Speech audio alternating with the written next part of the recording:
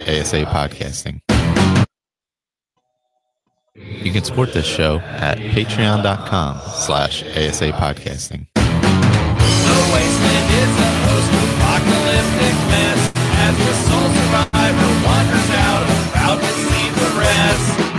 Nuclear explosions sending out the gamma rays from deep within the core, frozen atomic waste.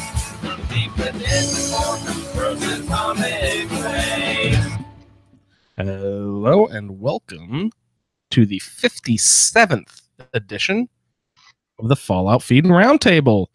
It's the 6th episode of Season 6, and we are the show who compares and contrasts Fallout experiences through a lively roundtable discussion by playing through the same quests with characters who have been randomly assigned drastically different attributes. Welcome, everyone. Hi, I am Andrew. Tonight we are joined by Sarah and Ray. Hi, Sarah. Hi, Ray. Hello, Mr. Pickles. Hello, hello. That's me. If I'm Mr. Pickles, Ray's Mr. Sous Vide. I guess that's a little more classy than Mr. Pickles. Mr. Pickles sounds like my imaginary friend from childhood or something, maybe. Yeah, he does sound lively and fun. You know, he makes me think a little bit of a cross between Mr. Peanut and the Monopoly Man, maybe. Mr. Peanut, Ray's previous Fallout character, I'm assuming. That's right. Yeah, good old George. Why did we call him that? I forget what that was about. He was a character that only lived in Diamond City. He was a peanut vendor out in front of the stadium before the war. That's great. And so he lived in Diamond City. He lived in Diamond City. He had home plate. Okay. And didn't he travel somewhere? Didn't we have him going to a specific location for some sort of challenge or something? I don't remember what that was about. It's been a long time. It's been a couple of years. Yeah, but he didn't go too far. Yeah, I remember he was sticking around home mainly. Because basically he had no skills. Everything was in charisma. I'm really interested. It seems like in Fallout 76, we're going to assign characters sort of like you'll be this build, and you'll be that, and you'll be this one, just so we can have a well-rounded team. That charisma person is going to be a really weird thing, I think. Well, but it looks like pretty important, too. Yeah. It's going to be strange. I'm interested. Is there any new Fallout 76 news that we've gotten recently? Oh, that new sword I saw today for the... Yeah, that was pretty wild. Did you see the new sword, Sarah?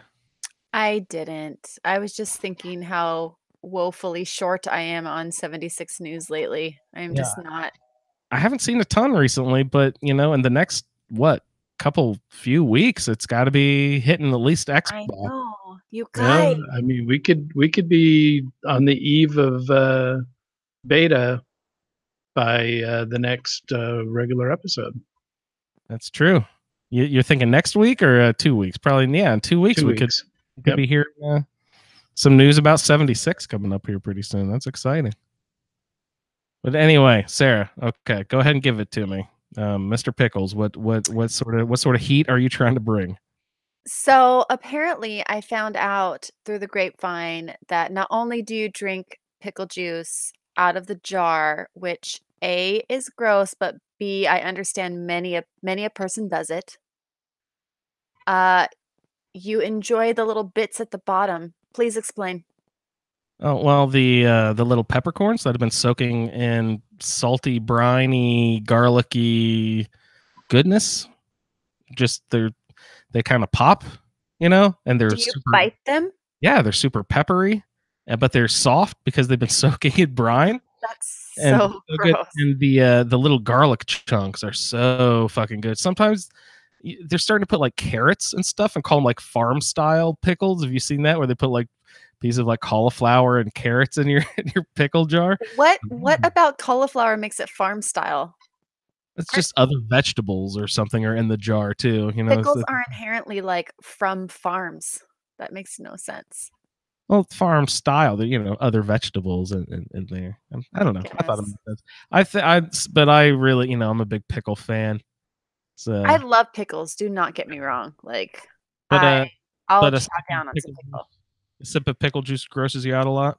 No, not gonna happen. Interesting. Nope. Mm-mm. It's considered medicinal. Is it really? They actually recommend. It's so fucking salty. They actually recommend that pregnant women drink it, and I can't remember why. There's some like. There's got to be antibacterial vitamin. Yeah, some vitamin that like the reason that pregnant people crave pickles is because they have some sort of something in them. I don't know. Is that the scientific term? Some sort of something? That's a scientific term. Okay. All you pregnant ladies out there, Potassium or something. Please take note. All of you pregnant ladies out there, please write Sarah for other technical pregnant advice. Some such stuff. I don't know. Google it. That's my advice. Google it. Pickle juice and pregnant ladies. You'll find lots of research. I'm sure someone out there has done it. Not safe for work. Don't search that at work. Yeah, actually. Don't bring some questionable sites with pickles and I don't even know. I don't want to know. Ray, would you take a sip of pickle juice from a jar? Oh yeah, I've done it. Yeah, of course. Ray eats everything, by the way. What is the weirdest thing you've eaten, Ray? Oh, I couldn't even begin to narrow that down. Yeah, you've been in like Latin America and stuff. Have you had carpicho?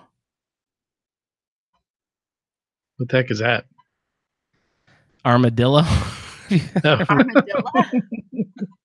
Or wait, maybe it's the capybara. No, I think it's armadillo. You ever tried that?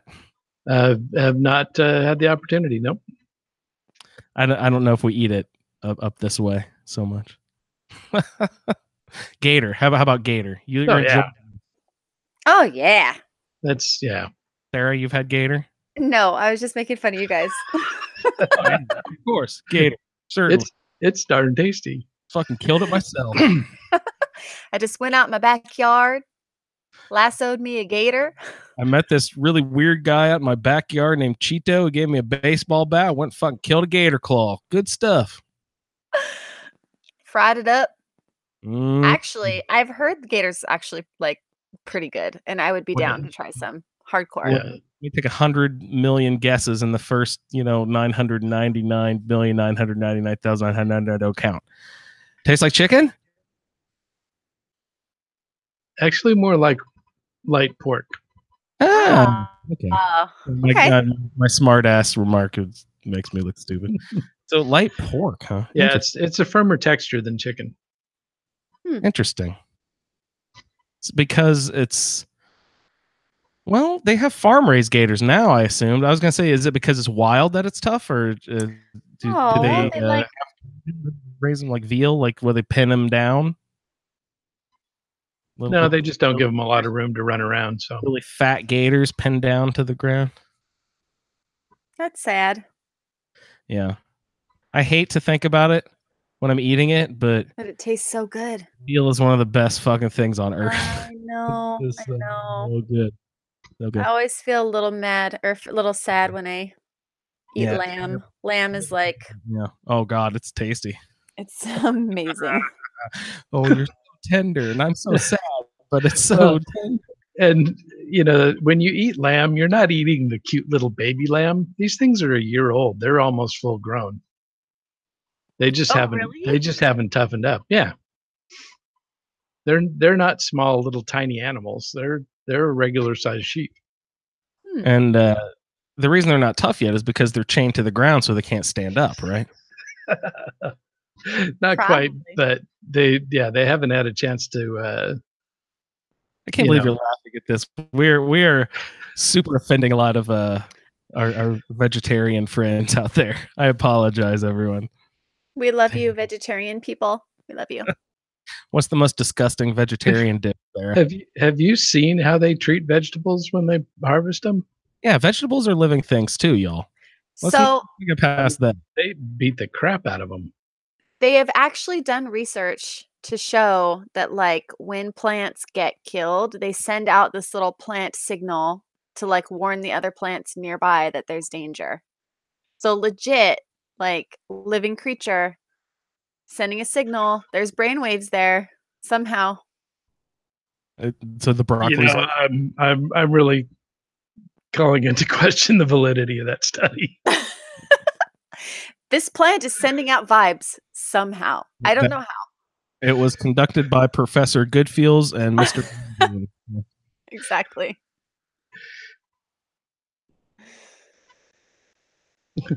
Because otherwise, my lawn would try to kill me every time I walked outside.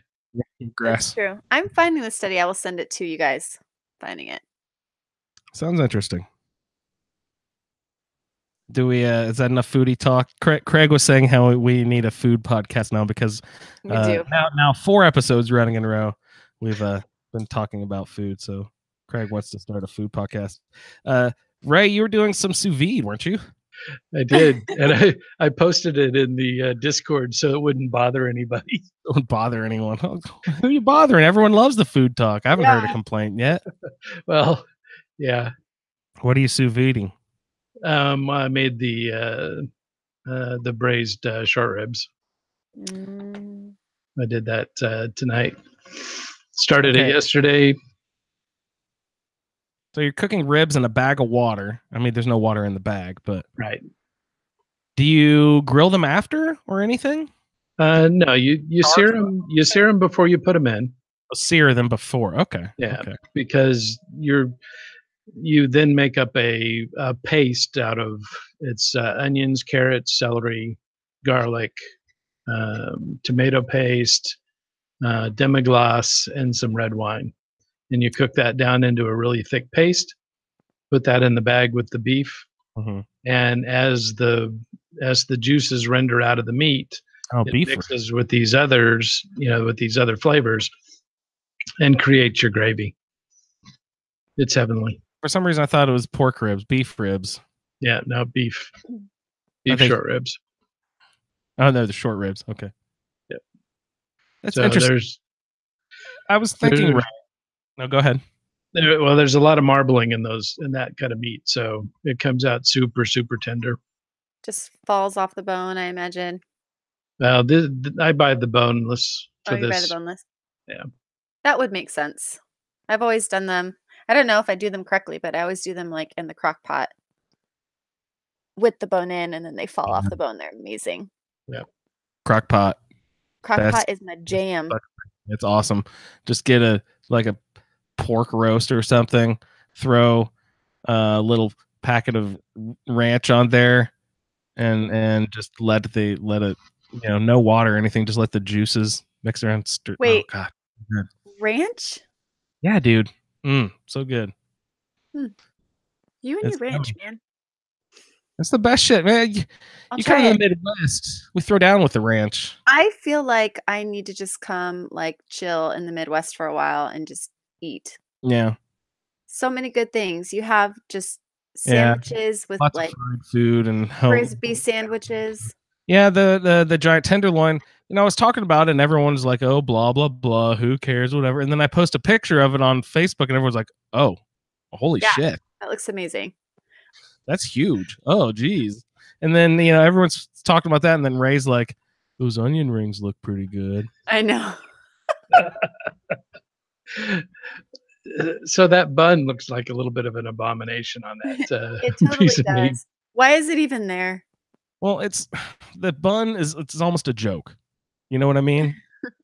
It's like they buy the smallest tiny bun just so that the oversized piece of schnitzel looks even bigger. You know what I mean? It just looks like a little derby hat on top of Mayor. It totally does. You know what I mean? It's great. Ray, I was thinking, I looked up some YouTube videos about sous vide today, Mhm. and they're saying you can sous vide anything. Can you think of dishes that you would not want to sous vide? Can I sous vide a lasagna? Yeah, what did I cook? I cooked something. I was like, let's see. I was trying to think of things that would be terrible sous vide. I was thinking, there's no fucking way you can cook a pizza in a bag. Scrambled eggs. Ooh, I bet you scrambled eggs would be delicious. Actually, Eggs come out quite good. that was one of the things, and one of the videos I did watch was someone doing a soft poached egg in the sous vide, and that looked fucking Really? it looked delicious, Ray. I was like, ooh man, I want to go soft boil some eggs. Yeah, if you're into soft boiled eggs, it is definitely the way to go. Because what ends up happening when you normally, if you soft boil an egg in boiling water, the yolk is very runny, and the whites. If you cook it to where the yolks start to firm up, then the whites are tough. Right.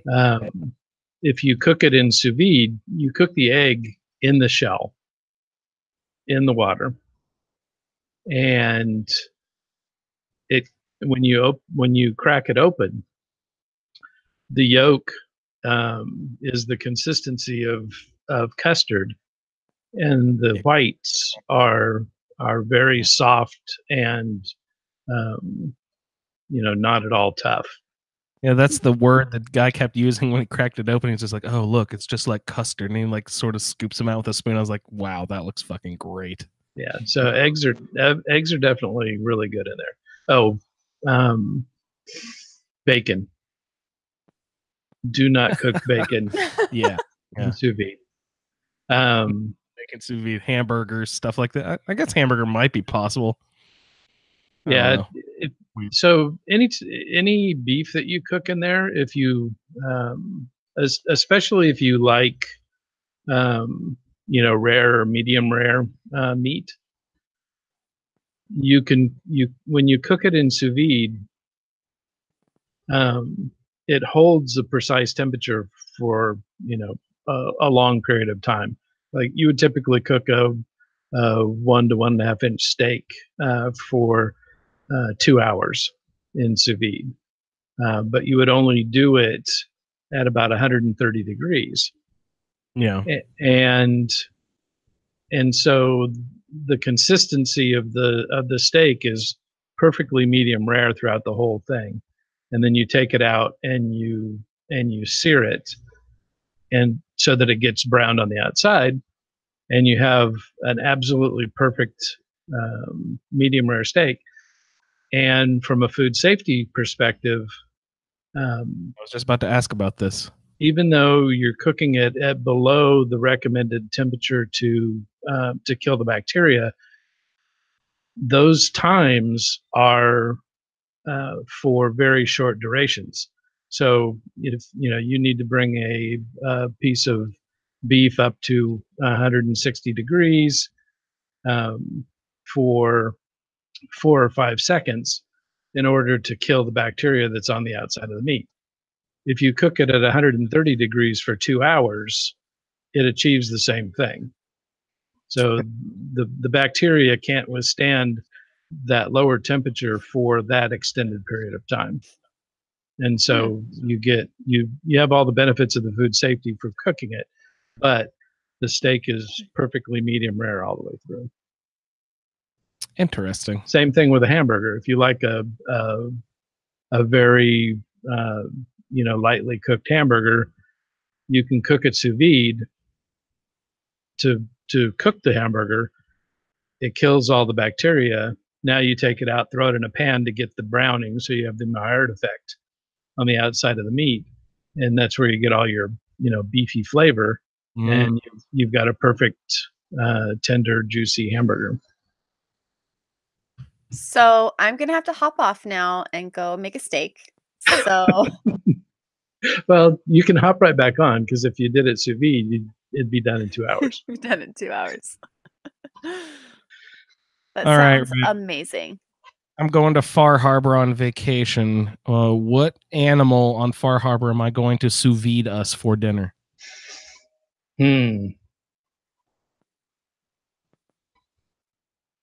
I don't know. I'm thinking fog crawler. Interesting. I mean, that is one big old lobster tail right there. Yeah, I forgot about the lobster. I was thinking about the praying mantis half of it. I totally forgot about the lobster tail part.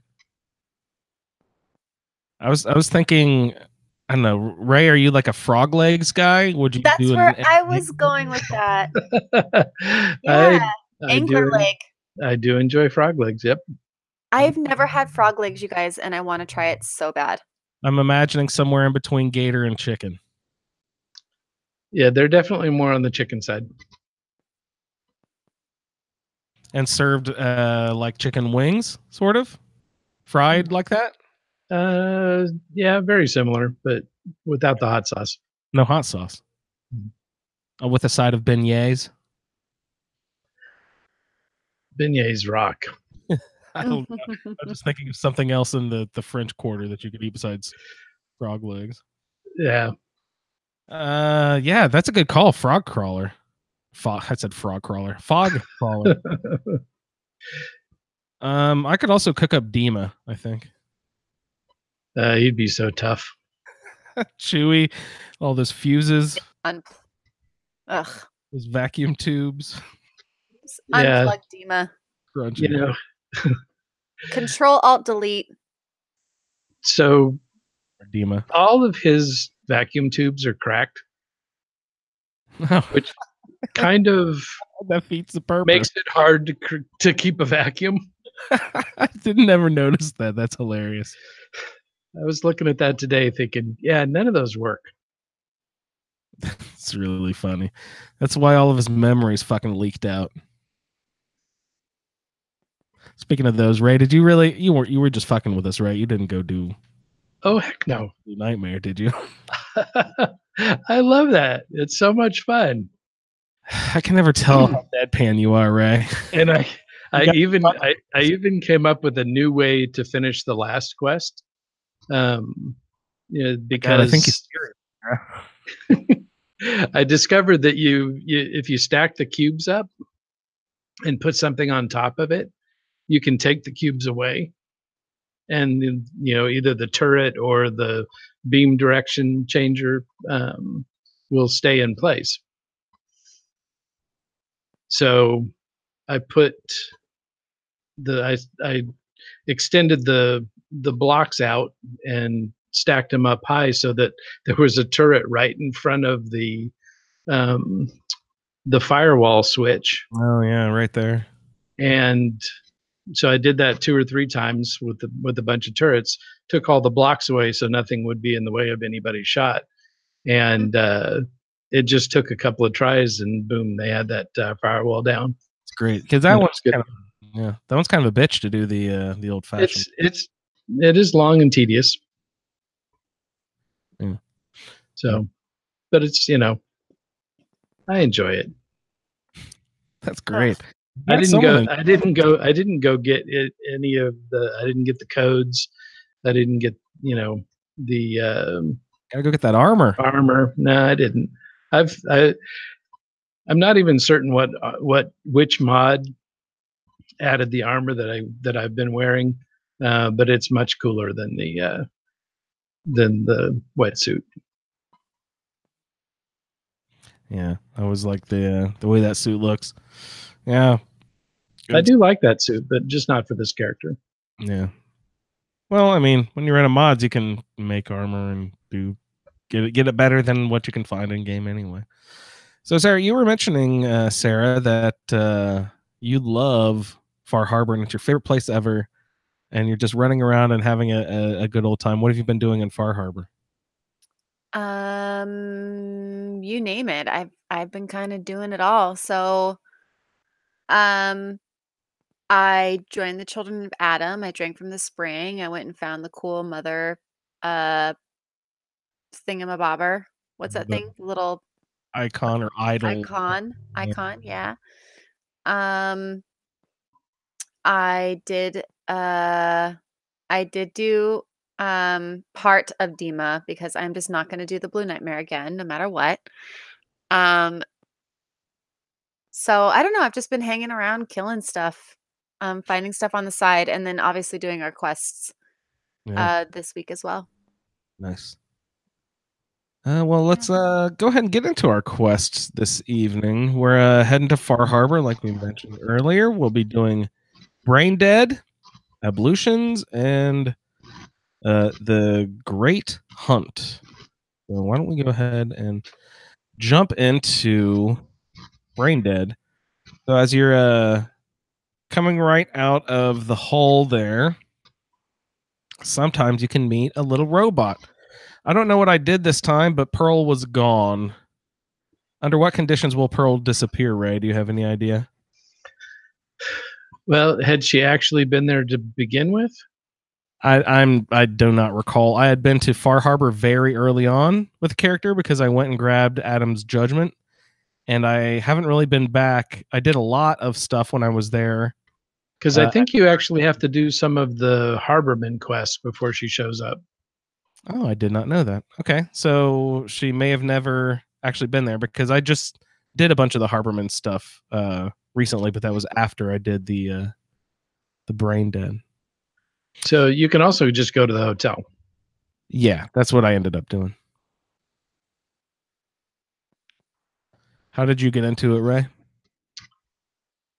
So I did this one last. So she was waiting outside of Far Harbor, and I had passed her several times going to different places, and just never talked to her. So she was just sitting there waiting. She say anything to you? Try to flag you down? No. She just waited until I walked up, and then she started complaining about the lack of law enforcement in the area. Okay, I didn't actually hear the speech this time, so refresh us. She just complained about how everything was in such bad shape and had really been let go and run down. So not sure that she actually knew that there had been bombs, but she also was concerned that the city of Far Harbor police were lax in their doing their job and weren't out patrolling the area. So, but she's happy that you're willing to help her, and takes you back to the hotel. That sounds pretty sexy, Ray. Mm. What do we find at the hotel? I roll up there. I think there was a bunch of ghouls, if I remember right. Not super mutants. Yeah, lots of ghouls. Lots of feral ghouls on the outside. And fortunately, Pearl is essential. Nice. Because with the explosive shotgun, she took a lot of damage. Because I've got good sneak, and so the ghouls would go after her. Well, so the only shot I had was she was on the other side, so she got caught in the crossfire quite a bit. I think she's essential. Will she lead you directly to our destination, or does she follow you? No, she leads you. That's very convenient because it took me a little while. I got twisted and turned around a few times before I could get to our final destination. Yeah, you definitely have to take a circuitous route. Mm-hmm. But yeah, she leads you right there. And what do we find here in the bottom of the hotel? And I'm always surprised and impressed that they put this in here. This is one of my favorite little spots. Vault 118. Vault 118. Brain Dead was one of the most submitted quests when we started putting this season together and asking for everyone's favorite side quests. I don't know what it was, something in the air, but a lot of people requested. That's a lot of fun. Yeah, it's not your typical fetch or kill type quest. Absolutely. So let's get into this interesting little side quest here. So we find the entrance to Vault 118, and we go inside and we find Maxwell, correct? Is he the first one that we interact with? Yeah. He is a Mr. Handy style. What are those guys called? Mr. Handies, right? A Mr. Handy bot. And there's some other robots milling about, the Robo Brains. And there's a dead Robo Brain there on the ground. And I was like, what the hell is going on? So what does Maxwell tell you has happened here, Ray? So he tells you that there's been a murder, and that Ezra Parker has been killed. He's the former owner of the hotel. So all the people in the hotel are either the handy robots or RoboBrain. So all the tenants of the vault are all RoboBrain. So they're people from before the war that decided the best thing that they could do would be to put their brains inside these mechanical bodies so that they would be able to go on forever. Yeah, these are the upper crust, the super elite of society. Yeah. So as Maxwell's explaining the situation to you, another handy comes in, whispers something to him, and he's, says that there's people bothering the crime scene again, and tells the robot to get him out of there. And so you walk in and find Juliana, I think it was, and Santiago looking at the corpse. Yeah.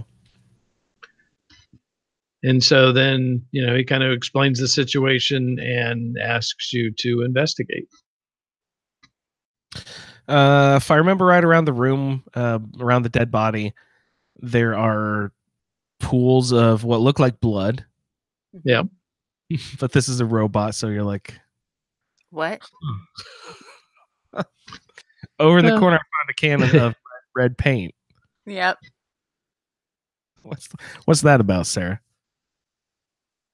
Well, I didn't find the can of red paint and the baseball bat until way later. For some reason, my normally it pops up little markers at the stuff you're supposed to investigate, but for some reason they weren't there. So I went and talked to everybody first and then came back and found the red paint. So when I found the red paint, I was immediately like, uh-oh, I know who did this.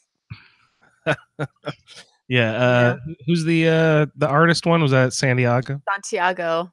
Yep. Yeah. And was the bat special? I think it had a legendary effect, did it not? Yeah, it did.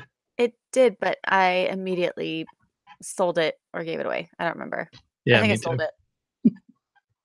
What was the legendary effect? I don't even remember. I can't remember. I don't remember. I'm a bad host here. Long story short, I didn't want the bat, but the bat was also belonged to I cannot remember his name. Please refresh me of his name. He's married to the lady that you go and flirt with at the beach. Was that Keith? Keith. And so you're like, uh-oh, it's got to be either Santiago or Keith. So once you do that, I believe you go back and you speak to Maxwell and you tell him what you found. And Maxwell says, well, I think you need to go talk to everybody. And so you go on your merry way, start chatting people up. That's interesting. That you narrowed it down to had to be Santiago or interesting. Keith. Yeah. Keith or Santiago. See, I narrowed it down the other way to Juliana. I didn't even find Juliana until way later because they kept saying, I heard Juliana, I heard the argument and Juliana was yelling and I was like, who the fuck is Juliana? Like, who's this? Like, what are we talking about? I didn't even know she existed. Yeah. Because when I arrived, it was Keith and Santiago were standing over the dead body arguing. And Keith is like, "Why are you here? You're always staring at the dead body." And Santiago's like, "Oh, it's art. I like the art." That's crazy. You and I sort of explored different areas of this vault. It seems this time. You were talking about the beach, and I was like, "Holy crap! I totally forgot about the beach and the flirting thing." Tell me about that. I totally forgot to go over that direction.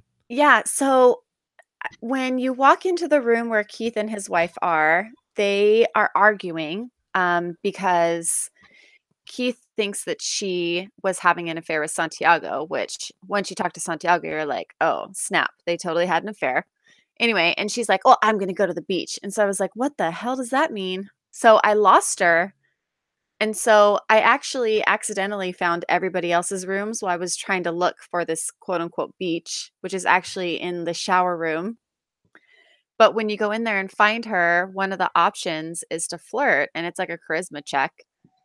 And so I just kept flirting with her until I didn't pass The the screen charisma went check dark. anymore. I didn't get that far. No? Oh, No. Ray, yeah. Ray? did you make some mechanical love, Ray? Not me. It was Zhang Jun. Yeah, I wasn't sure that was where it was leading. I thought maybe she was going to give you some good information. But no, you wake up after a black screen in her bedroom. What? Yes. All right. So Magnolia. It's not the first time in a Fallout game that you can romance a robot. It's a robot. Never mind. I'm not going to ask that question. You got Magnolia. So you can romance Magnolia, and you can romance this robot. Who else in the game can you knock boots with? Those are the only two I know of in Fallout 4. There may be others. I just haven't come across them. Ew, don't phrase it like that, Ray. Or had a high enough charisma.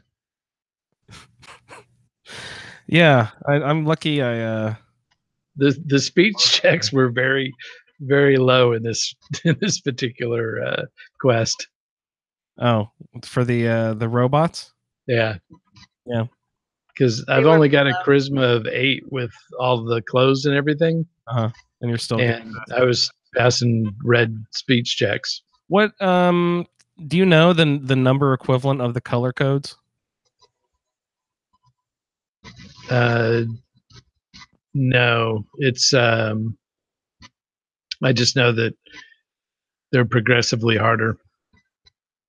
But it's not anything like light yellow is 1 to 3, slightly darker. Because it's also random chance too. You could have a 1 charisma and still pass a red speech check. It's not as likely, but it could still happen because it's a chance, it's not like in Vegas or in Fallout 3 where you have a hard number. If you've got a charisma of 6, you pass this test. This is, you could have, with clothing and everything else, you could have a charisma of 18 and you could still fail a yellow speech check. So if they allow you with a 1 charisma to attempt a super dark red, super hard charisma check, why can I not do lockpicking? Is that because lockpicking has its own specific perk and charisma is a special category? Yeah, it's lockpicking. You take a perk to get advanced locks. You take a perk to get master locks, that kind of thing. I still wish it was like Skyrim where I could just attempt a master lock at level 1. You know what I mean? I should still be able to try it and not just look at the lock and be like, well, fuck, I'm dumb. I can't even attempt that one. That's never made sense to me. Yeah, it's definitely a hard lockout on hacking and lockpick. All right, so Ray, I narrowed mine down to Juliana. What route did you take? She found it to lead to Santiago. I found it to lead to Juliana. What did you go through there?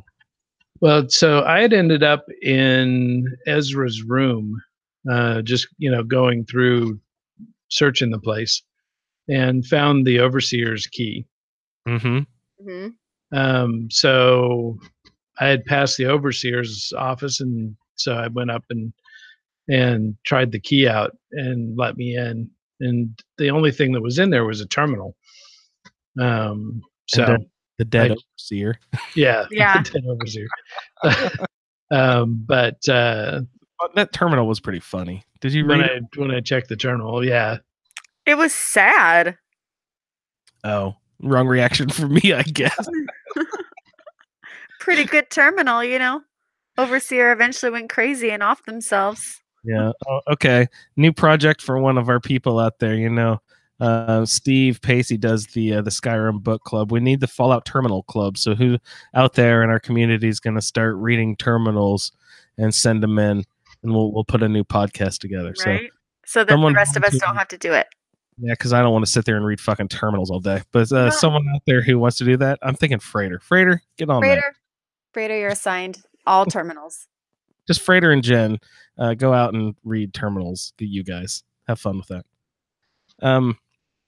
So sorry, Ray, I interrupted. What route did you go through there? You were at the terminal. So once I read the terminal, and it keyed me to talk to Juliana, because I had talked to, I guess it was Santiago, and he mentioned that Juliana and Ezra had a big fight.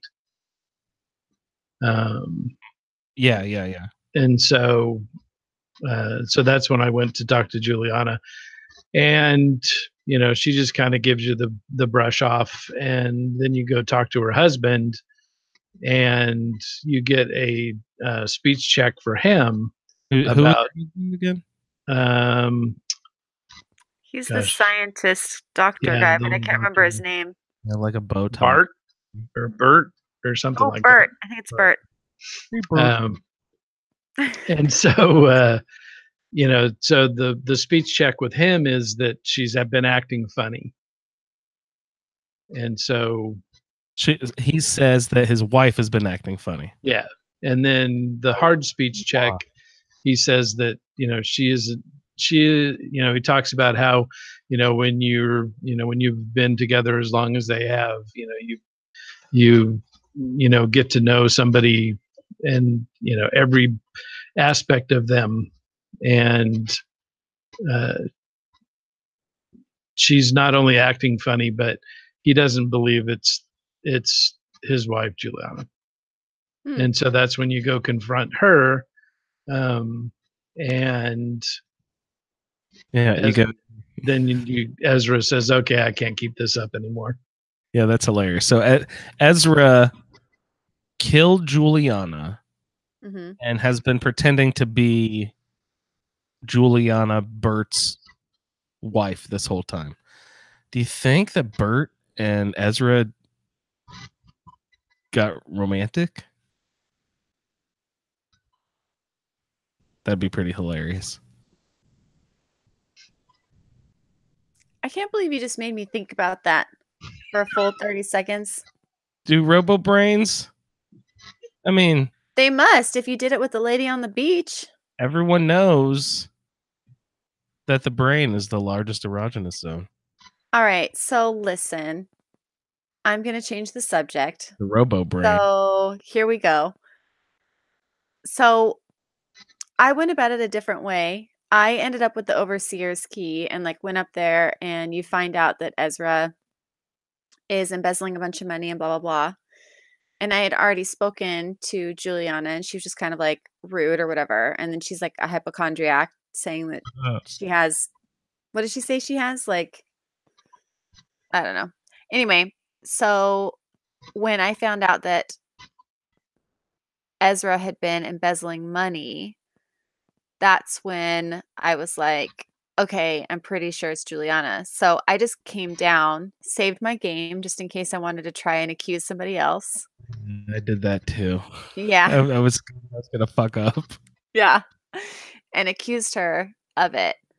And then she asked me why she would, why I thought that. And I told her basically like Ezra was stealing money from you, blah, blah, blah.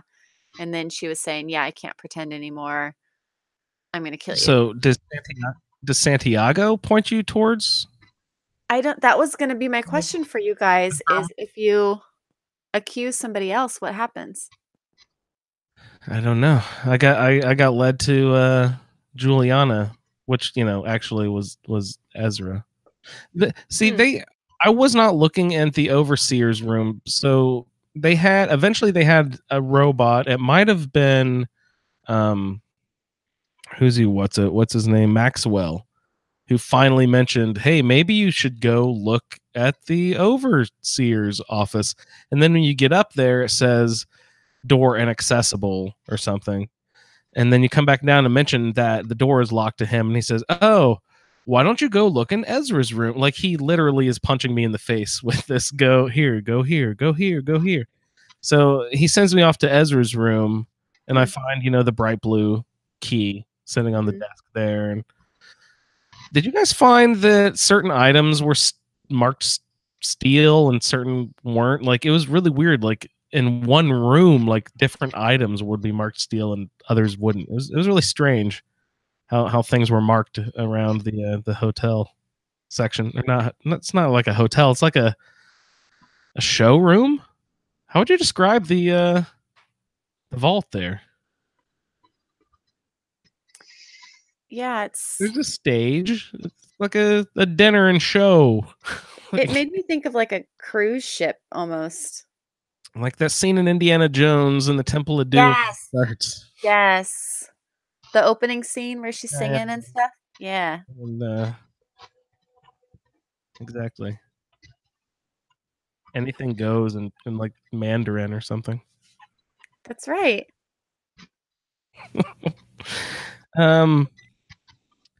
Yeah. So I really like this location. It's a really fun location.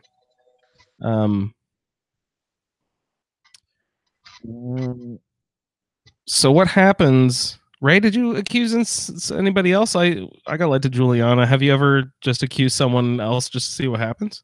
So if you accuse the wrong person, well, actually, you accuse anybody and they turn hostile. Yeah.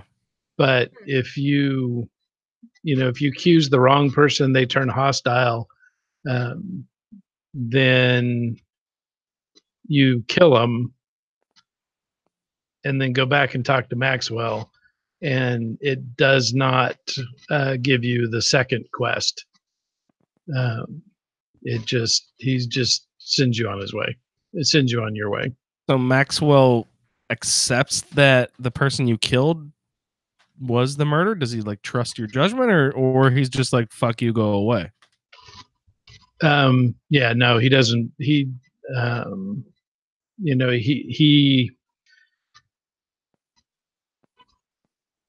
just basically says, thanks.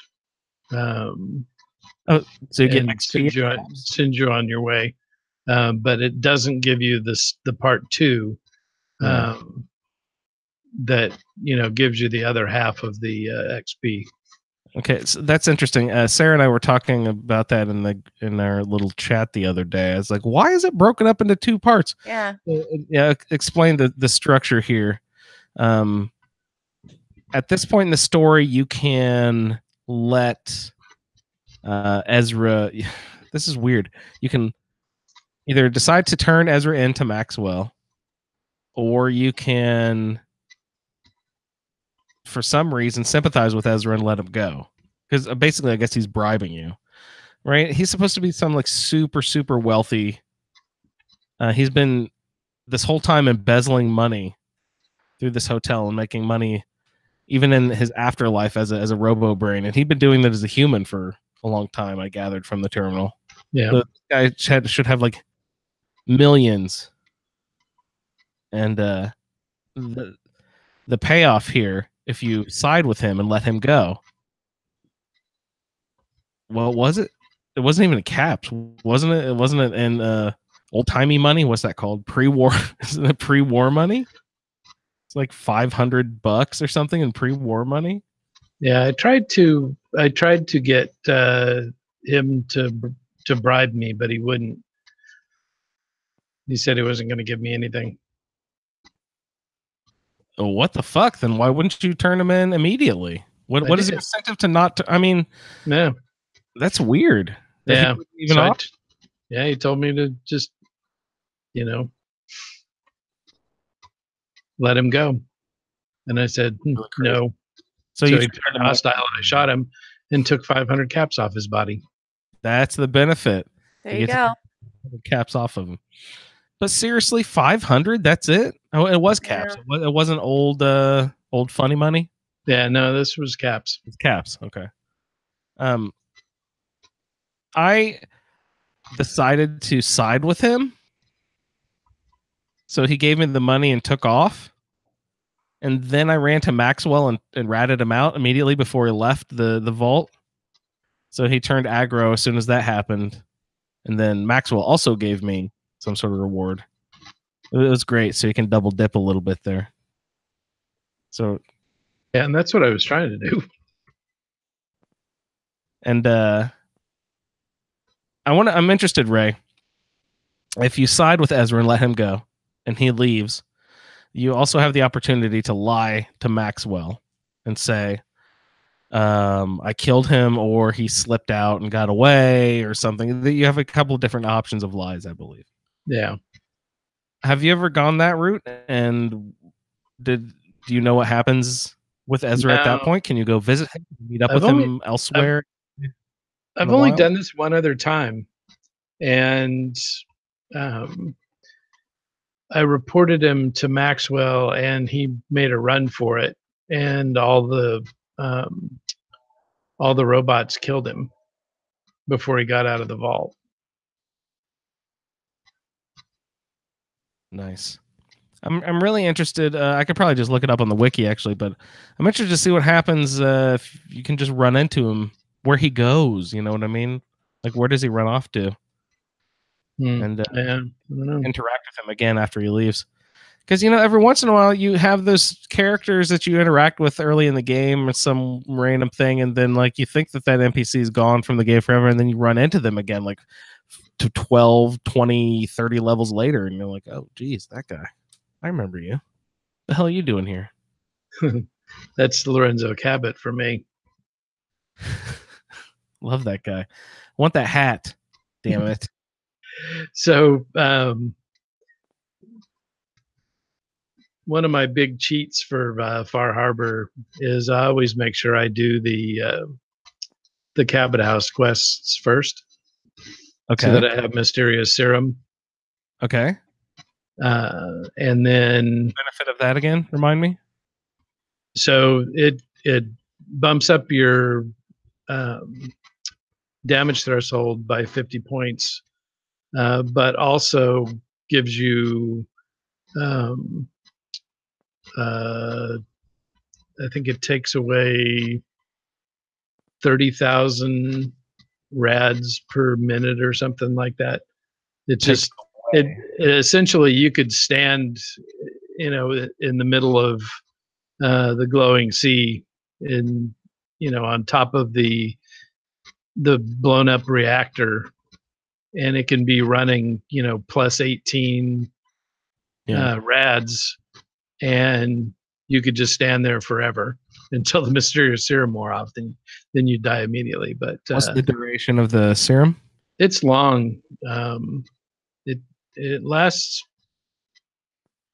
pretty much at least a day, maybe a little bit longer, because I ran out before I got done in Far Harbor, and so I had to keep going back to the Cabot House. It only gives you a single dose.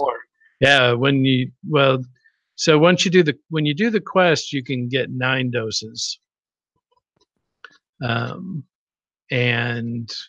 then once you use those up, you can go back to him repeatedly for one more. But he'll only give you one at a time, and you can't have, one unused one in your inventory. Okay, so where is the most radiated part of the game? Is it the exploded crater from where the Institute used to be? Is it the somewhere in the glowing sea? I know that the blown up reactor in the glowing sea is the hottest place I've ever been. I don't think I've ever actually gone back to the crater for the Institute. What's the level cap? Is it just like plus 20? Isn't plus 20 rads a second like the highest it goes, or does it? I forget. Yeah, I'm not certain. I don't think I've seen any higher than that. Yeah. But this thing it just continuously wipes out rads. So Well, that's interesting. So how is it useful here on Far Harbor? Where are you using it? everywhere. Because Because I never have to worry about rads anywhere I go in Far Harbor. that's great because the fog is a fucking bitch. Yeah. Even when I you did the next quest, Abilation, I went in and fixed the rad sprayers, and I could just stand there and be soaked in the rad water and not have any problem. That's amazing. Could you accomplish everything that we assigned in one day? In one dose? How many doses did you need? No, I burned through a lot of doses. Yeah. But I had to go back to the Commonwealth a couple of times anyway to dump off junk and weapons and things that I've collected and power armor suits. Do you just sell stuff? Like, why do you keep collecting stuff at this point? Because I always have more stuff than anybody has caps to buy. So why haul it around? Why keep it? Why not just not? Well, because I'm a pack rat. Sometimes I don't do it in Fallout. I still always collect everything because of the settlement building system. But in Skyrim, I always get to a point where I just stop picking up most things. You know what I mean? I always in Skyrim, I use rich merchants. So. Oh well, yeah. Then they always have a budget for you. But yeah. I always use the black market, and you can just wait 2 days, and his purse replenishes. So it's basically endless. You know what I mean? Yep. Sorry. Gosh, where were we? What are we talking about? We're talking about rads. So let's go visit the children. Sarah, you joined the children? Ish. I joined long enough to talk to my sister Mai. Oh, nice. I really like her. I mean, say what you will about the children. No, I don't want to give you any impressions. What is your opinion of the children? My opinion of the children?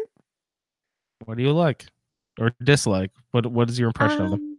I don't really feel like one way or the other. Maybe I haven't gotten far enough into what they're all about, but I kind of feel like I'm cool with them. Like, if they want to radiate themselves, like, cool, do what makes you happy. But I'm not cool with them, like, trying to irradiate other people. Yeah. That's evidently if you get into a lot of I don't know if you ran around the submarine a lot and talked to everyone. A little bit. That's kind of the thing. This new guy, Tectus, is sort of a little more militant than the previous leader, who was just sort of like, it seemed almost hippie-ish with his love of the glow and like had the, just this whole cool vibe about everybody seemed mellow and the glow, and now Tectus kind of wants to go toe to toe with Dima. No, not Dima. Yes, both Dima and the couple of Far Harbor. Yeah. The Harborman too, right? He seems a lot more sinister. Yeah. Anyway, there's the whole main quest of Far Harbor you can get into with Tectus and Dima and all the people in Far Harbor. But really, guys, since we had to do the Great Hunt, That's basically all the other side quests in the whole fucking game. I forgot. I didn't realize, Ray. No one pointed out to me that in order to do the Great Hunt, you got to do like 9 quests. You got to do like 12 fucking send-off things. You got to do 4. It's not quite that bad, but yeah, it's You gotta go definitely a hunt list. everywhere. It takes you all over the damn island. I was tired after it. Yeah, I did all of that this afternoon. I'm glad Mo took an extra long nap because it took a long time to get through all of that crap and to get off and have that final battle. But anyway, we'll get there in a second. We're visiting the children of Adam, and Sarah, you were going to go talk to Sister Mai. Yeah, Sister Mai is pretty cool. She wants to fix their decontamination filter of the water. And by fix, she means to unfix it because they want to have the heavenly spray of the irradiated water, is what I gather. Yeah. So she basically wants to bypass the filters so that rather than clean water, irradiated water comes down and they can wash it properly. So she sends you to go get a pump regulator in the Vim Pop factory. Yeah, this is I really like Sister Mai. I think a couple different people suggested this quest, but I was also one of them. This is a quest that I like a lot because I think through your interaction with Sister Mai, you really learn a lot about the philosophy and lifestyle of the children of Adam. With other people running around, other people seem really sort of strange and brainwashed and stuff. Sister Mai is totally like in with their deal, but she still seems like you can interact with her and she's not a giant weirdo. But at the same time, she's got this really fucking sinister plan going on the backside. What is she? Is she a doctor? Can you get healing from her as well? I believe.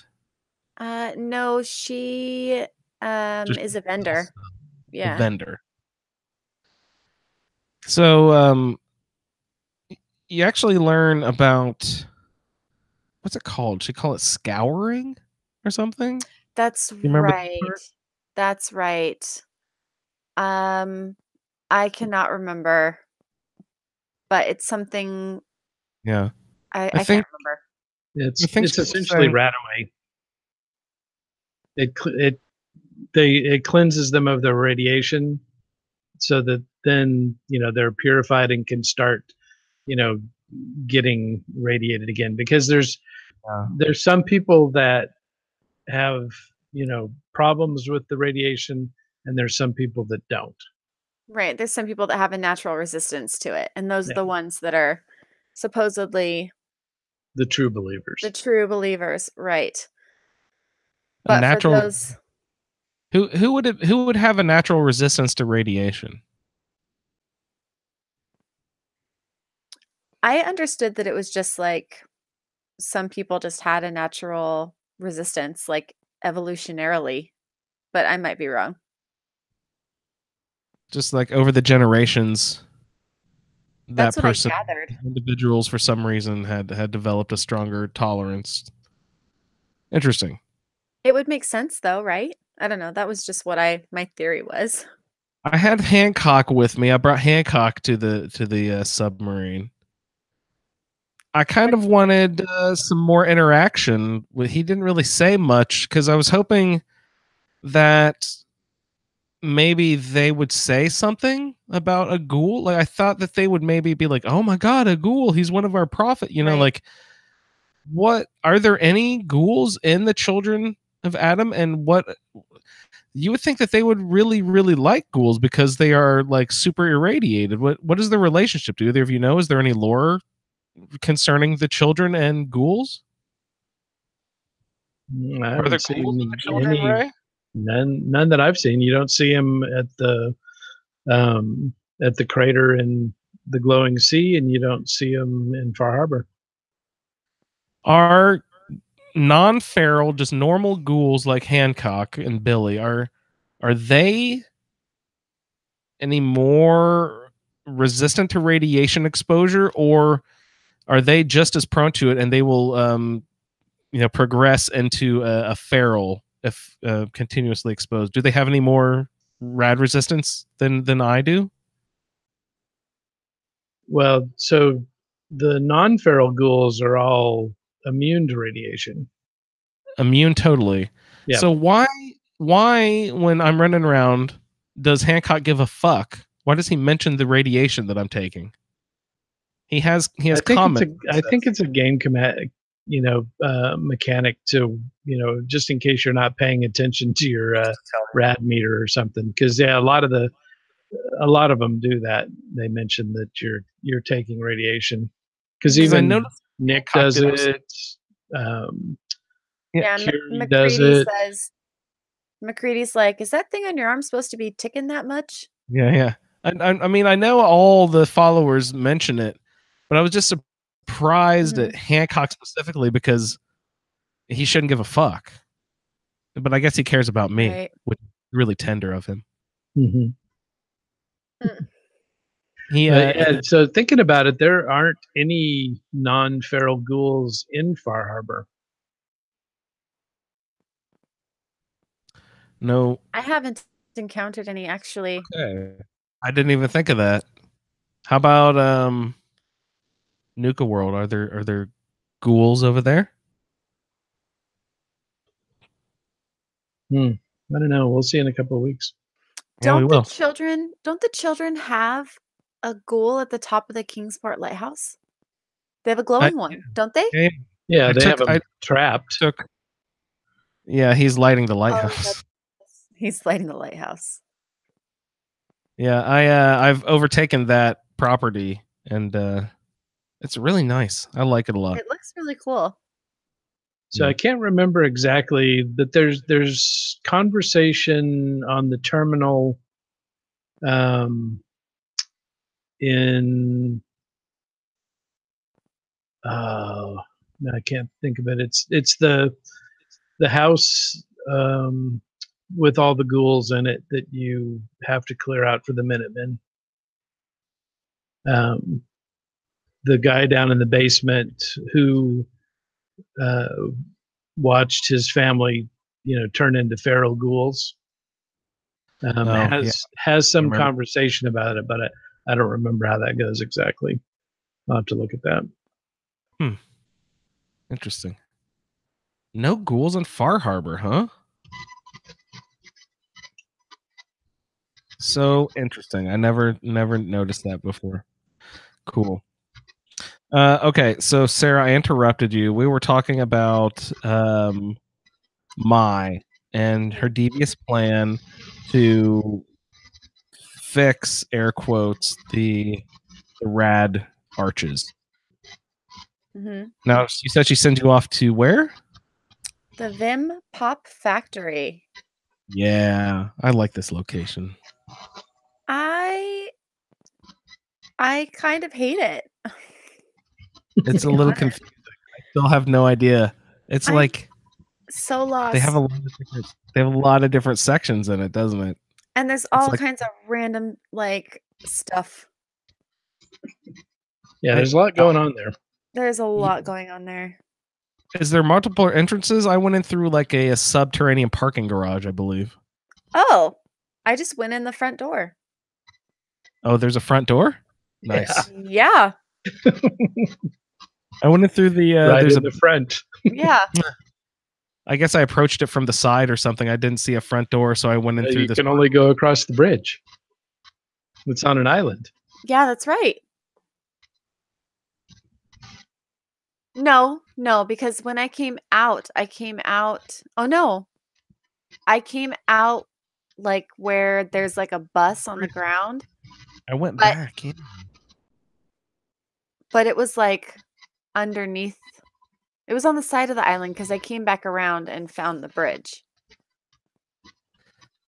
When I came back via the bridge, but the first time I went in, it was definitely through like a parking garage. And I kept thinking there's going to be a death claw in there because I remembered, there's some parking garage that you go down and there's a death claw, but it wasn't this one because I kept searching for it and I never found it. It's a dock. It's not a parking garage. You went in through the dock, I think.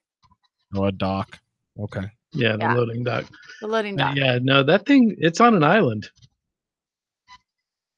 I don't know how I got there then the first time if I didn't go over that. Maybe I swam. The Did she give you the location? Because I think I just fast traveled there and just ended up on the bridge. no, I didn't. I had the outline of the building, but I hadn't been there before, so I couldn't fast travel to it. Because you know me, Okay. I'm a big fan of the fast travel, so I Oh, definitely would. for sure. Okay, so I must have just passed it at some point. Yeah, it when I wasn't was too running far around. away from No. the submarine anyway. So we're jogging down there. There's a few different low, different sections of this location.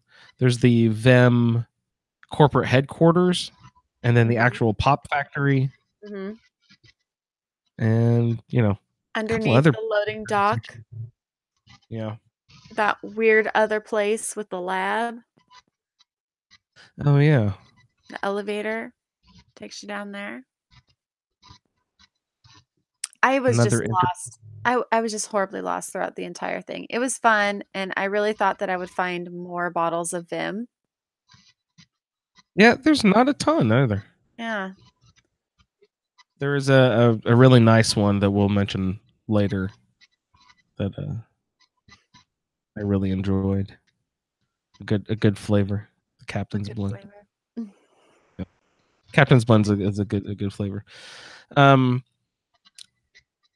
So who are we running into at the pop factory? Was it like those super mutants and Super mutant mutants. hounds, right? Yep. Lots of them. There's lots of twisty turns all over the place. There's like the front entrance is sort of like maybe a spoof of I don't know, Small World or some Epcot maybe. I don't even know. There's like a fountain of pop, and then like hmm a little town square sort of thing with the balconies, and it's really cute. Like it looks like your typical sort of amusement park entryway. It's a really neat location.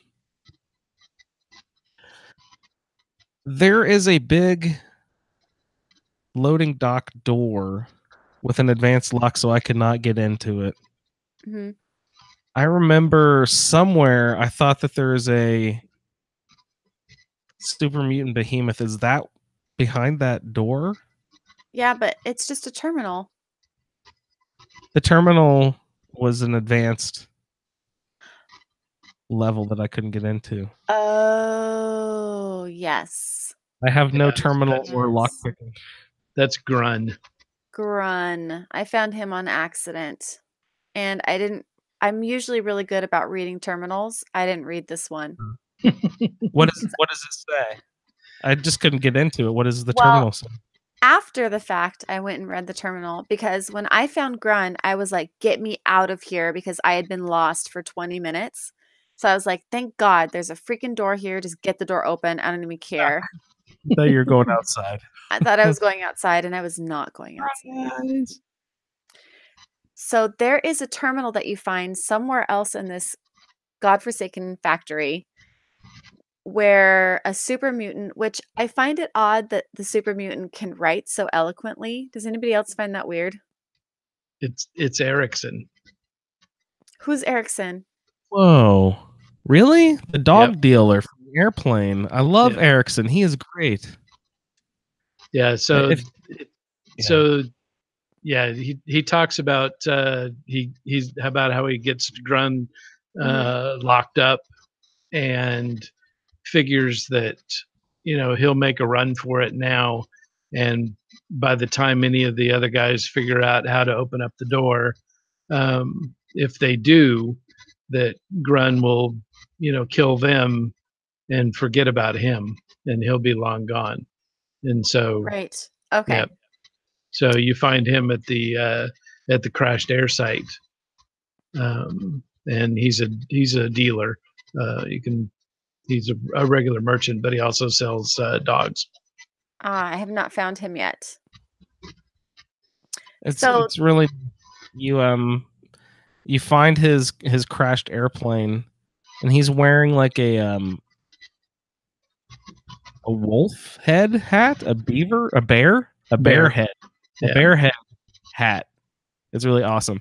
And he has 3 different kinds of dogs that he'll sell you, Sarah. He sells you a mutant hound, he sells you a regular dog, or a wolf. Oh, that's And cool. you can buy one of each, like every probably 2 weeks in game.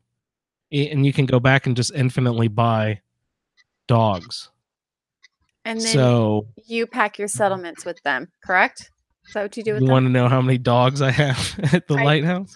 Oh my I can't even count them anymore because I've got dog traps and I buy them from Erickson all the time. Okay, sorry to keep interrupting. One funny aside here. I had about a 92% happiness at this settlement of the lighthouse with 0 inhabitants, only dogs. And then I forgot that, cats also add happiness to a settlement. There are no people at the settlement. It's still zero people. Only like, I don't know, probably 50 dogs running around.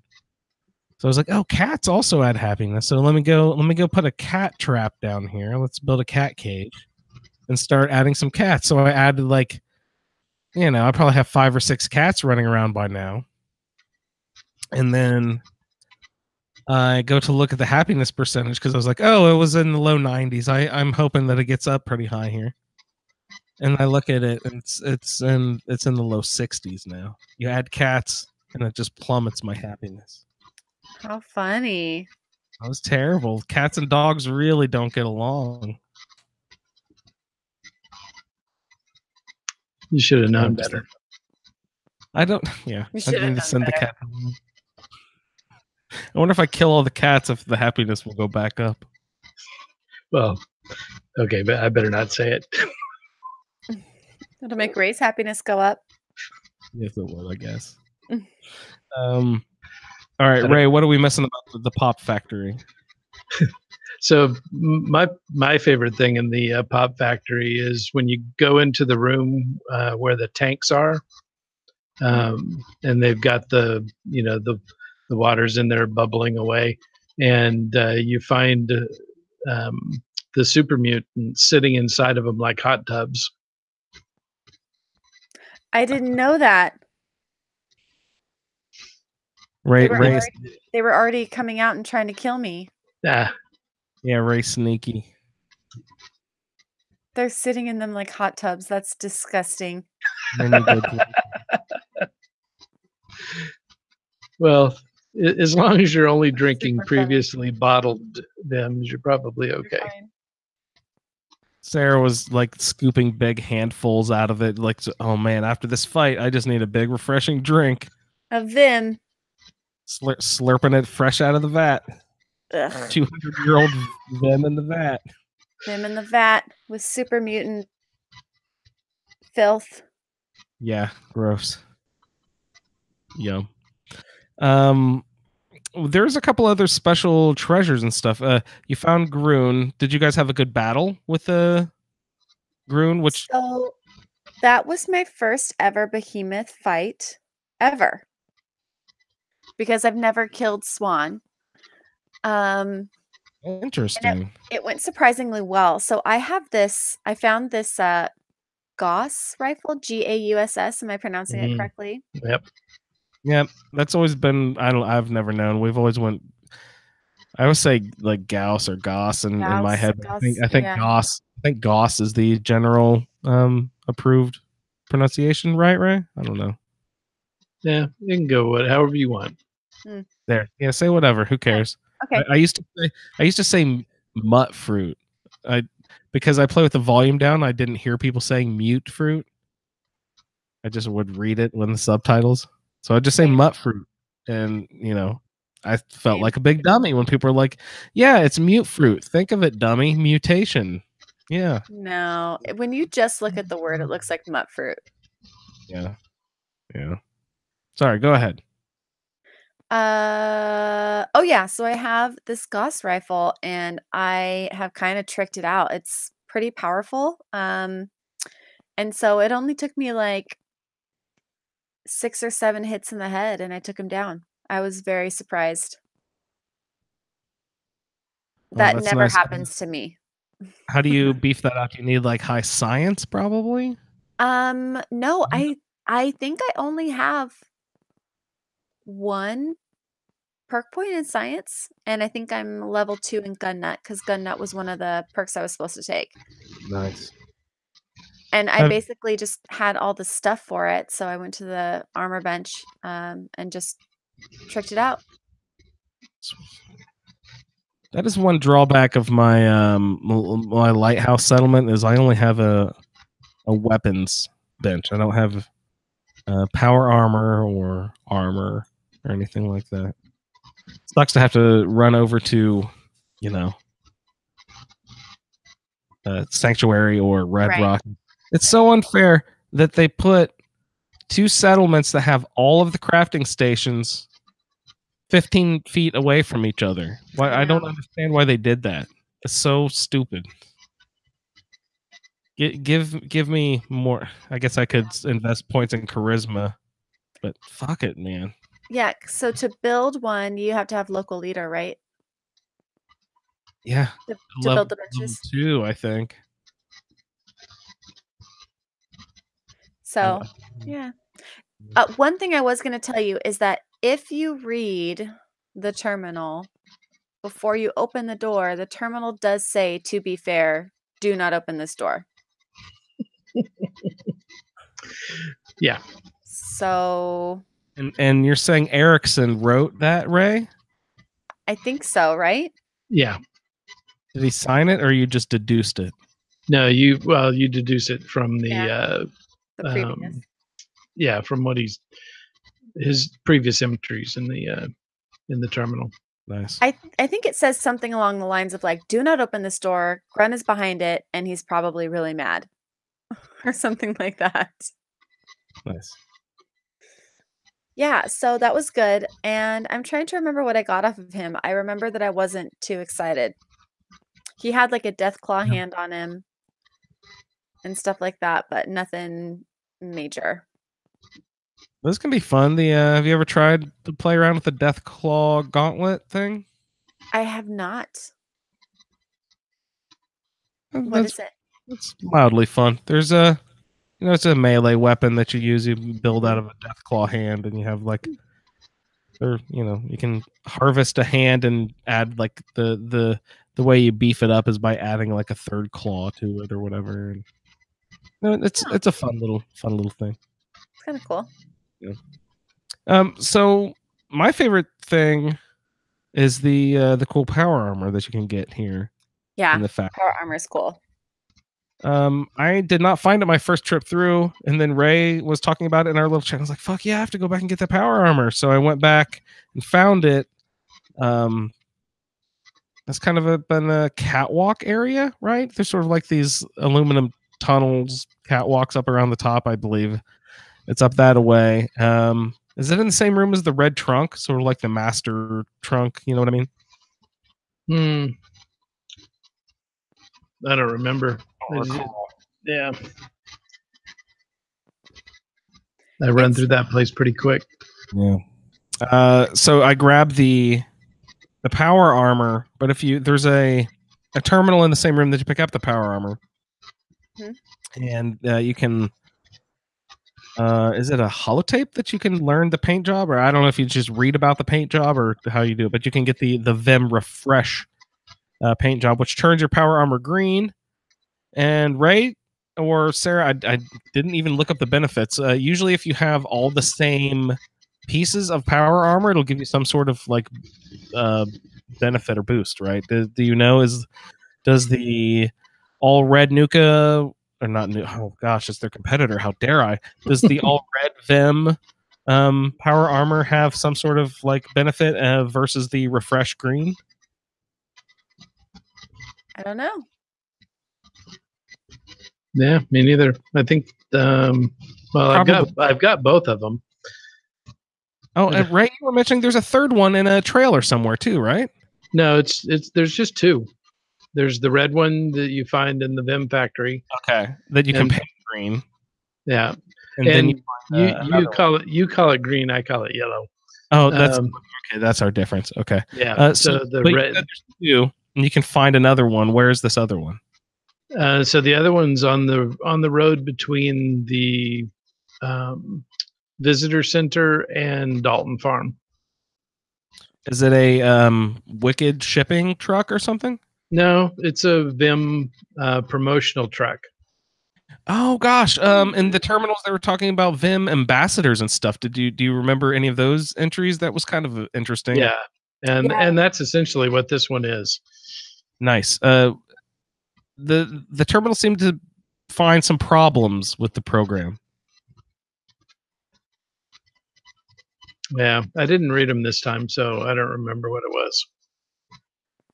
It was really weird that they were having some troubles with the ambassador program because the people who would go out kept getting in like trouble. There was one where one of the Vim ambassadors, a lady punched him out, and when he came to, she was accused. She said that he like grabbed her inappropriately, and so she was just reacting to that, even though he had witnesses that said otherwise.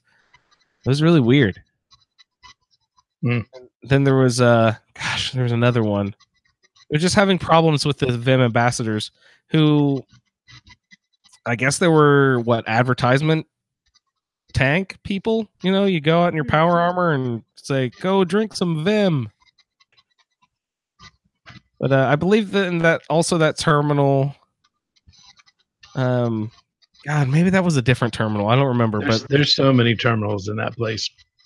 there was a good terminal talking about how the capturing the flavor of Maine. Do you remember that terminal? Mm-hmm. That was a good one. So random. What is the flavor of Maine? I just remember there's fish in Evidently it. it's fish, yeah. Because that's the captain's blend, right? Exactly, the captain's blend. So the research, the R&D people were saying no to the people who had the idea of capturing the flavor of Maine. But according to the taste test public, they all it approved. You know, it all tested very well, and people really liked the new flavor, which baffled the R&D people. And what people said they most liked about it was it tasted fishy. That was really great. And so there's a nice big bottle of them Captain's Blend there on a desk next to a terminal. So you pick that bad boy up because it's going to be super useful here in just about a few minutes. I really like the then Captain's Blend. Did you happen to pick that up, or did you look at it, see what it does? Sarah, have you taken the Captain's Blend before? Yeah, it doesn't it ignore, or it makes you stronger to sea creatures, basically, or sea creatures are more likely to ignore you, or something like that, Yeah, or not attack you, or something. Exactly, it makes them it makes them ignore you. You're right. Yeah, something along those lines. I'm not exactly sure how it works, but yeah, they don't attack you. Okay, so I checked. The red paint job increases strength, and the green paint job increases agility. Oh, interesting. Cool. Nice. So grab that Vim Captain's Blend as you're getting your power armor and all that stuff around the Vim Pop Factory. That's another thing I was thinking. This is Maine. This is Far Harbor.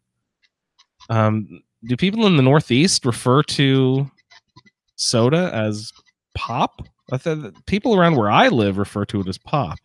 I thought it would be like soda or something in the Northeast. Am I incorrect about the parlance of Maine? I don't know. You have to look at the map. There's a map out there that'll tell you what each area calls it. I can't believe this is applicable, but Craig, our good buddy listener friend Craig, has access to those maps. I don't know. Yeah. So Craig, look at that map for me, buddy. Who says pop? I think that's Midwest, isn't it? I don't know. Hilarious. Can't believe that came up. That's great. Well, so I mean, all you have to do is just type soda or pop map into Google, and you get a nice little. Yeah, I'm sure. So, unsurprisingly, in my neck of the woods, it's called a Coke. Oh, Coke. Yeah, Mhm. that was the other thing. It was either called Pop or you could say Coke, and that referred to just about anything. What would you like? A Coke? Okay, what kind? I'd like a Sprite, please.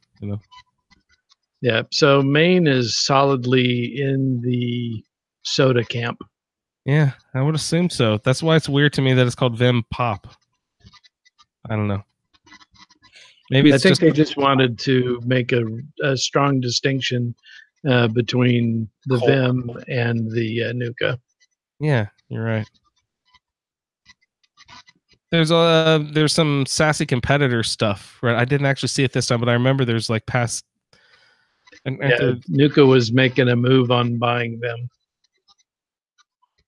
Oh, I think if you find some lunch boxes in some sort of employee lounge or something, they have Nuka-Cola bottles in them, which I thought was funny. Oh, I did find a lunchbox. I did find a lunchbox with a Nuka-Cola bottle in it, and I was like, "Oh, someone's in Oh, trouble." Stepping out. That's hilarious. All right, so while we're there, we need to grab. What is it called? The pump regulator. Where is that? That was in the mixing room. Mhm.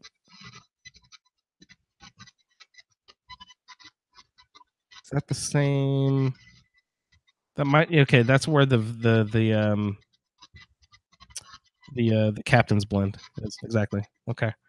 So you grab that part of the pump regulator and bring it back to Mai. And she basically just says, "Hey, why don't you go ahead and do more legwork for me, and go install it yourself." Mhm. At this point, there's some sort of check. It's an intelligence check, probably of what 7 or something. Isn't that right? Mhm. I'm gonna go to install this regulator. I was able to achieve that through clothing. My intelligence is not that great with this character, but I threw on Father's coat and Liam's glasses, and the Ushanka hat is what I used to use. But coming up soon in the next quest, you get another piece of clothing, and I found gosh, it increases intelligence even more than the Ushanka hat. That's so great. Yep. So I put on all my clothing and I actually got above the intelligence of 7 in order to do my repair. So I could do it myself. Did you guys have any trouble? So that was to switch it from being a contamination arch to a decontamination arch. Okay, Right. so you can just repair it automatically anyway. If you have the pump, yeah, you do it the way that Mai wants it. Mhm. And the intelligence check part is if you want to go against Mai's plan to make it a contamination arch and turn it back into a decontamination arch again. Right. Nice. Yep. So I did that. You have the option to do nothing or that after you install the pump regulator. Let's see. Then what you do a test of the system, and it sort of clears out your quest. I went back and I talked to Mai afterwards and trying to, because I got see if she would complain about you doing it wrong. Exactly. But it did pop up. You know how the screen pops up these little black screens, and it like gives you sort of like a message. My message said, "You have successfully altered the decontamination arch, so that no one will ever know that it has been tampered with." So I guess that's how they explain away the fact that mine never notices that they're not contamination arches. It's weird. I would fully expect if I came back 2 weeks later for her to notice and say something, but I doubt she Right. will. You know what I mean? Yeah, so that has to be in there so that if somebody is spending a lot of time, playing with the children of Adam, they've got a way of getting rid of their rads. Yeah. Well, you got to scour, Ray. It's one of the great ways to show your dedication to the Atom is to scour it away and rededicate yourself all over again. It's really the way. I like this quest. It gives you a nice background on the children of Adam. It lets you interact with one of the lesser crazy people mice. I kind of like that character. So I like that little quest. Do you guys have anything else you wanted to add? Oh, what are our rewards? We got a couple of things here during the quest. She gives you a special radium rifle, I believe, after you return to her with the pump regulator. What was that called? Oh, the radical conversion. That's right. And it has the penetrating effect. So I assume that ignores armor, yeah. There's also another radium rifle that you can get through the children called the kiloton rifle. Does anyone remember the process of that? You just buy it. Oh, okay. Yeah, the weapons dealer, which is just right near my shop, sells it to you. Is it like 20,000 caps or something? No, it only cost me like 1,300. Oh, 1,300. Yeah. That's not bad at all. I'm always baffled at the pieces of armor that are like 23,000, like the Mantis Greaves or whatever they're called. Yeah, and they're not really all that good. No, I'm just baffled as to why they're so expensive. Yeah, it's weird. Yeah. Anybody got any closing thoughts on that quest? I like the little power armor that you get, and It was fun. I liked the factory aside from being lost. Aside from being lost, yeah. And it's important to go grab that Captain's Blend for our next portion. Yeah. Hey, guys, I'd like to take this opportunity to announce another run that is occurring over on ASA Podcasting Let's Play. Our good buddy Pat, a good friend of the show, who has presented us with such famous Let's Plays as Arthur from Fallout New Vegas, has started another Fallout Let's Play, and it is Fallout 3. So I'd like to invite everyone to please go and it's been down for a while, but go revive your feed on ASA Podcasting Let's Play. The former title of this feed was Let's Play Skyrim, so if you have trouble finding it through one title, maybe search the other, maybe it'll pop up. So go ahead and find Let's Play Fallout 3. Episode 1 has dropped for Season 2. So let's just take a second and see if we can check in with Pat for a brief segment here. That's literally her name, Old Lady Palmer. Are you having a nice party? 10 years old. My. Seems like only yesterday that your daddy came. Goodness, listen to me ramble. You're waiting for your present, aren't you? You didn't have to bring me a present, Mrs. Palmer. Fiddlesticks. What 10-year-old doesn't like presents? I was 10 once, believe it or not. My goodness, the vault was practically crowded back then. Not like today. So few young people now.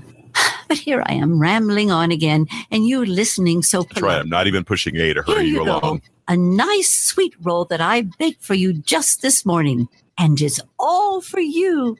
No sharing required today. Attention, everyone. Sweet roll added. It's time to cut the cake. There's a Mr. Handy. Andy, Andy is his name, and his hacksaw is throwing cake all over the place. Not so good. How's it going, pal? Let's go talk to him and tell him what an idiot robot he is. Happy birthday. 3,000 tomorrow. I know you mortified about the cake. So if you'd like to check out a little bit more of our good friend Pat, please do so. We're going to enjoy the hell out of this character as well, I'm sure. So thank you, Pat, and we will send everyone your direction.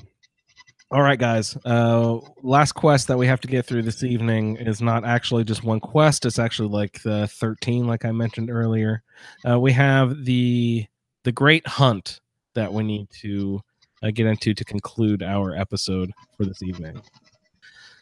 Oh, gosh. So what did we have to do to get into this quest, Ray? Well, so when you first get to Far Harbor, you get, there just as there is an attack on the wall. And so they ask you to help. So you go right up and you take care of the gulpers and the anglers and all that good stuff. And then when you're done, you talk to Avery, and she tells you that they appreciate the help, and that if you're going to hang around, maybe you can help some of the other people with some problems that they're having. And one of those people is the Mariner. And so you go talk to the Mariner, and she tells you about a set of tools that she's been trying to get from the Eagle Lake tannery on the north side of the island.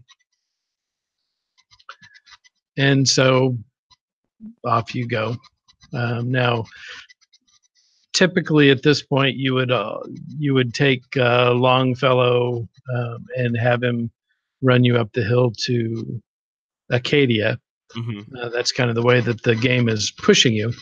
But if your goal is to do the Great Hunt, then you're going to go the Mariner route. So you go talk to her. She gives you she tells you where the tools are, and then you go run off and collect the tools. Where's the tannery? That's all the way on the far west side of the island, right? But it's about parallel with Far Harbor, right? It's a little more north, I think. Is it? Okay. If I remember right. But it's completely infested by ghouls. So you wander through this place and take out the ghouls until you finally get to the glowing one. Take out the glowing one, and then in the back corner where the glowing one was is a bag with the tools in it. Yeah, some special tool she needed for some reason. Yep. The glowing one has a tannery key on him. I didn't take the time to search around. Where's that supposed to get me into? That takes you to the next section. So that gets you out of that out space. Of the back door. Yeah, takes you out the back door. Okay. And once we pop out of the back door, Sarah, what's going on? You're confronted by a man who says that he wants the tools that you just got. Yeah. And offers to buy them from you. I don't know how he knows you got him. Said he's been staking out the place for weeks. He's been trying to find a way to poke in to get the tools for a long time. Right. Before you go, the Mariner also mentions this guy being around or something, right? Doesn't she? She didn't say anything to me about it. I thought that she mentioned, maybe not specifically by name, but I thought she mentioned that there's someone trying to. I could be wrong about that. Anyway, you pop out here and God, what's his name? It's not Mickey or something, is it? It's like Bobby or Bobby. It's not Bobby. It's like something like that. I don't recall, but is he offering you like $2,000 or something, right? Pretty piece of money. Yeah. And you can. I did not sell the weapons this time because I didn't want to jinx or like chance breaking the relationship with the Mariner and not being able to get access to the Great Hunt. Did anyone sell the weapons? I didn't want to take the chance this time because I forgot. I couldn't remember what the consequences would be for doing that. So his name is Machete Mike. Machete Mike. I was way off. So best I can tell, so I've only done this one a couple of times too, and I've always just kept the tools and given them to the mariner. But evidently, it does not prevent you from progressing if you sell it to him. But it will if you just shoot him without him shooting first. I have my Adam's judgment. He was having trouble with a ghoul, so I decided to go give him a hand, and he accidentally kind of got caught in the fray. So he had his 2,000 caps on him there. I just took the caps off his dead body. And then I reloaded because I wanted to actually see what happened if you didn't sell him and take him back and all that. But I thought that was funny that if you kill him, you can just take his 2,000 caps off of him. Nobody sold. Evidently, there is no penalty. So so looking at the quest stages, if you instead of delivering the power tools to the mariner, I gave them to Machete Mike for a much better payday. Quest completed. Yeah, nice. And the mariner, I assume you can tell her some line when you get back to her, like, I didn't find them, or they were gone, or maybe that guy found them before I did, or something. You know what I mean? I assume that sort of option exists. Yeah, one of these days I'll have to try it. Yeah. So anyway, I brought the tools back to the mariner like a good lad. And gosh. Good Lord. This is going to take forever. Prerequisite quest. We did hull breach. That was a part of hull breach. She's trying to repair the wall. That's her big deal, the mariner. So at this tannery, she can get these these powerful tools, and these power tools she's going to use to help build the wall back up. She sends you to a ship as well, and at the ship you have to clear out other bunch of ghouls. I think super mutants. Trappers. Oh, trappers. That's right. Because the people keep saying, "I can't believe you cleared out all those trappers by yourself." So the MS Azalea, is that what it's called? Yep. So you have to go clear that out. And what does she want from there? Is she just gonna use the ship as an armament or something? Yeah, she's gonna use chunks of the hull. Oh, she's gonna harvest the metal from the side of the ship to reinforce the hull on the back at the wall at Far Harbor. Yeah. Okay. And so after you do that quest and you go back, you'll actually see, the curved metal on the wall, and part of Azalea is still painted on the hull. Nice. That's really cool. And the third part of the hull breach is carapaces. Yeah, so one of the things that make this thing so long is the fact that you can't go from hull breach to hull breach 2. In the same conversation, or even back out of the conversation and back into the conversation. She won't tell you. Yeah, you have to kill some time to get her to reset. And then it says, "Go visit the mariner again." Okay. So we got the carapaces. They send you off to like the southwest corner of the map, I believe. You basically go to. It's kind of like huts standing up in water with like rope bridges going back and forth, and then all these like Mirelurk kill claws and razor claws, and I had a weird legendary one pop out with a name that I hadn't seen before yet. I was like, "Oh God, run away!" But, I know I said it an episode or two ago, but the Mirelurks, just because of their shell, and are an irradiated monster, so they have radiation resistance to the Adam's Judgment Hammer, and they have a shell, which gives them lots of damage resistance.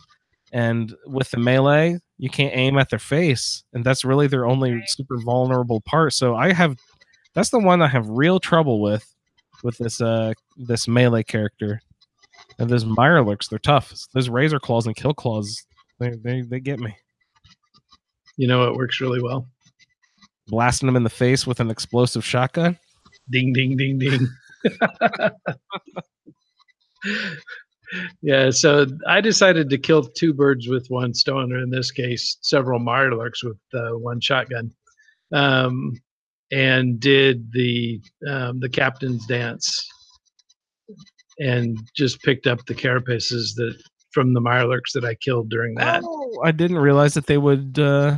Yeah, so any Mirelurk in Far Harbor will drop a carapace. And will they only drop carapaces while this particular segment of the quest is active? Yeah. And once you close it, you'll never see another carapace dropped again. Yeah. Interesting. You would think that they would be like Brotherhood of Steel technical documents, so you could collect them and bring them back for a few caps or something. Yeah. You know what I mean? That'd be fun. Get on that mod, someone. So you did the dance. That's really smart. Yep. And you have to do the dance before you can even do. You still have. We're not even halfway through, guys. Before you can, we're not even to the Great Hunt. We're not even halfway to the Great Hunt with all the crap we have to do. So you have to do the dance before the people will even open up to you in the town. And what is the captain's dance? Sarah, did you go off and do the captain's dance? Did you get through all this prerequisite garbage? No, I haven't even gotten that far. Great. I did the Azalea, and then she was taking too long to give me the next quest, so I gave up and did other stuff and completely forgot I had to go back to her. Yeah, I just sat on the couch and kept waiting 24 hours at a time until talk to me again. So you do this thing called the Captain's Dance, where you have to take some raw meat out. I think it's on far away from wherever the fuck you are. So it's on the western side of the map again. This quest really takes you to all four corners of the map. And so you're chucking raw meat into the water. Before you go, Ray, I believe that they say they're going to send witnesses or something. I think I remember someone saying they're going to send witnesses with you. Yeah. Right. I did get far enough to pick up this quest. I just didn't go do it. Yeah. I didn't realize that they were connected. So people see you out there chucking raw meat in there. But the first round, I think, is just some normal, good old Mirelurks. And then it says throw more meat into the water. And then you get some kings, I believe. A king, a hunter, and I think a razor claw. Okay, is what I got. Round 3 is that our pretty lady, the queen? Yep. And he pops up right after you kill the last of the round 2. Yeah, you don't have to chuck more raw meat into the water for her to pop up, I don't think, right? Yep. And this is where she stomped on my face and killed me a few times in a row. And then I was thinking, what is she spraying? It's not radiation, right? Is it poison? Acid. Yeah, it's acid. It's a it's a nasty concoction, because it'll definitely it's one of those lingering damage things where it just continues to go. And even if you hit a stem pack and think you're going to be okay, but it keeps on eating away at you until you die. So then I was thinking, there's poison resistant armor pieces, correct? Is that acid resistant? Would that be applicable? Is acid considered in the poison category of damage, I'm assuming? I'm not sure. I've never tried. I've always just dodged. Yeah. I'm never that quick, I guess. But anyway, she ripped through me a couple times, got me with the acid, and knocked me out a few times. before I was tired of reloading on like the 4th or 5th time. I was like, look at my inventory. I need to see if I remember to bring some ice cold beer from Buddy so I can get my AP really high. And oh my God, a Vim Captain's Blend. Woo! Holy shit, let's take this. And I reloaded. I took the Vim Captain's Blend. And the Queen, I wasn't even there. I was a ghost. The Queen didn't even notice me at all. She danced right on by and started smashing on Hancock, which I was fine with. I was like, yeah, please pay attention to him.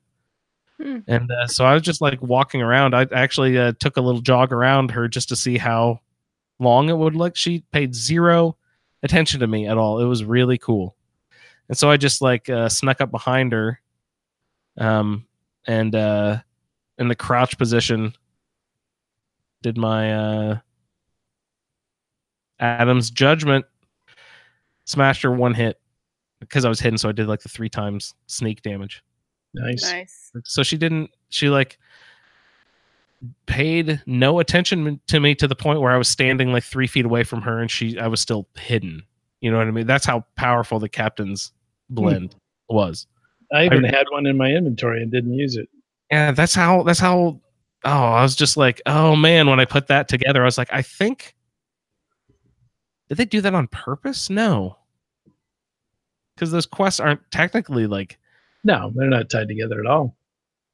But I was like, how perfect is that? Because I literally did it 5 minutes before going to do the Captain's Dance. I was like, oh, that's so sweet. Yeah. I'll have to remember that for Nuka World. Very useful. Oh god, we have... Oh my god. There's the fucking Nuka Queen, isn't there? No. I don't know if she's in any of our quests, but I haven't looked that far ahead. Well, see, the thing is, Ray, I gave us one quest that you have to do the whole fucking park in order to unlock. So, shocker. An asshole like that. Again, I'm sorry about this great hunt, guys. It's incredible. So after doing the Captain's Dance, you go back to Far Harbor, and they treat you like you're the king of the earth, and they give you a... Is this where you get the hat? Do they give you the hat now? Yeah. So what is that? I don't even have it written down. What's the hat called? The Captain's hat or something? Hat, I think. Yeah. Is it a tricorner? Yep. You +2 intelligence was the only thing I paid attention to. Does it have some other benefit? Does it give you like... No, it's just the intelligence. Okay. Yeah, but it's +2 intelligence, and I was like, oh man, this is brilliant. It's one of those special items that gives you like the extra boost of stuff. Yeah, so you get the Liam's glasses. That's one of the special items. Got the Captain's hat, special items. Father's lab coat. Oh, good stuff. You get the boost of intelligence now, and that's what gave me the ability to. No, I didn't have the Captain's hat before, but all the other intelligence stuff. Again, my character's not too bright, so I could do the repair armor for my and stuff before. All right, after you get the hat and stuff, did they give you caps or anything? They probably give you some XP. I don't know if that... Yeah, I don't remember. The Oh, it also boosts your movement speed. Oh, does it give you a 10% movement boost? 10% movement boost. Nice. God, where were we? So changing the tides starts right after that. Is that correct? And that's where you can go to Bertha for Turn Back the Fog, Mitch for the Holdout, and Mrs. Dalton for Blood Tide. Yeah, so I needed to get the visitor center because that's my Far Harbor settlement. Oh God, I haven't even looked to see what my Far Harbor settlement is. And so I did that quest. Do you only have to do 2? No, you don't. So I didn't check right after that because I went out the back door and talked to Bertha, but I just agreed to help Bertha. And on my way out of town, I thought, well, I'll stop in the Mariner and see. And and at that point, she gave me the quest. Oh, nice, sweet. So you only did. So I only did the visitor center. Nice. For some reason I thought you had to do at least 2 of them. But so what does the Mariner say? She has a special. It's so fun. Yeah. A special adventure that we need to go on. Yeah. So she's she's basically bored at this point because she's got the wall fixed up and everything's running fine. On the docks, and so she tells you about this this legend of this terrible sea creature that lives just offshore and lures sea captains to their death. Shipwrecks, boats, draws And- them under the sea. Yeah. And Like you've proven to be such a badass. She feels pretty confident that the 2 of you can take this monstrous beast out. And from the description, we're assuming it's going to be like the Kraken or something. Right. Yeah, this huge red-eyed monster that comes out of the water and sinks ships. So you can either go along with her, you can kind of push back on her about it in speech options, but essentially you agree to go with her to the island to fight this beast. And at that point, she tells you that to meet her at the dock. You go down. She tells you that she's programmed the location in your boat and to take your boat and follow her. Why can't you take the same boat? Darn good question. It was like she kept So saying, I think she's probably hoping that as you get close to the island, that you'll distract the beast and it'll come after you and leave her her boat alone so that she can make it back in case something goes wrong. it'll attack your boat. Distraction. Take the mainlander. So we show up to the island, and you dismount.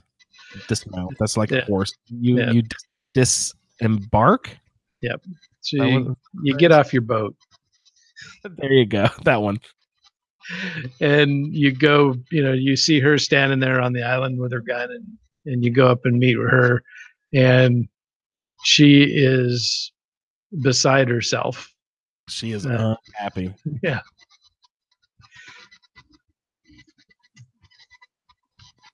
Mariner, what's wrong? So it's really a drag that Sarah didn't do this one. Did you ever do this one, Sarah? I know what happens.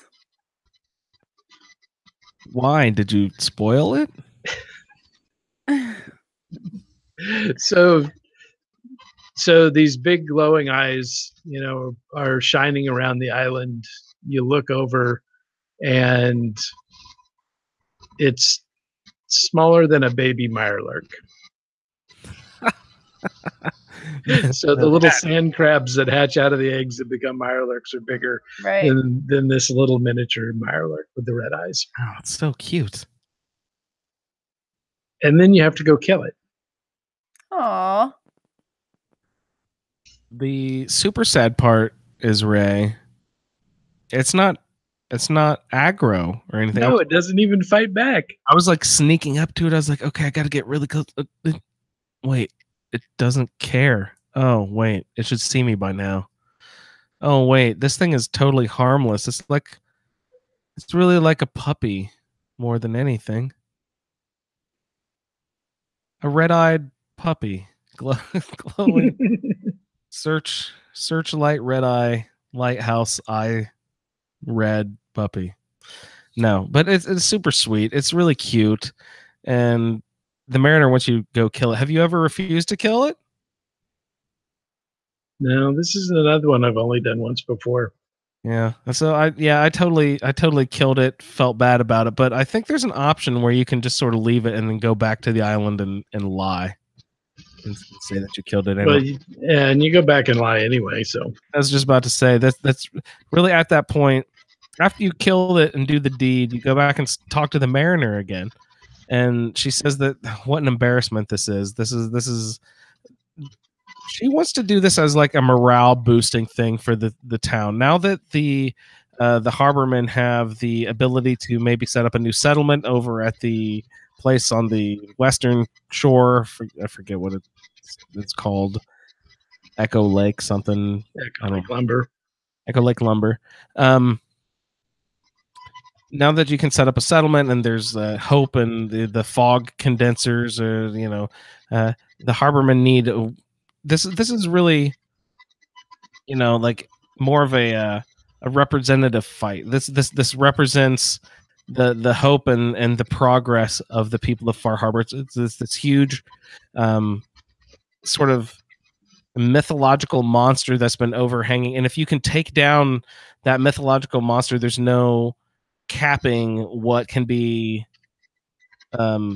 achieved by the harbormen. It seems like this is if you can overcome this last hurdle, the harbormen can do anything. And so it was just so deflating to go and see. It's so hilarious just to go see this little cute little thing. Oh man, I love it. And the red eyes are remarkable, right? You have to take a couple of screen caps when you see this thing, just because it does look really cool.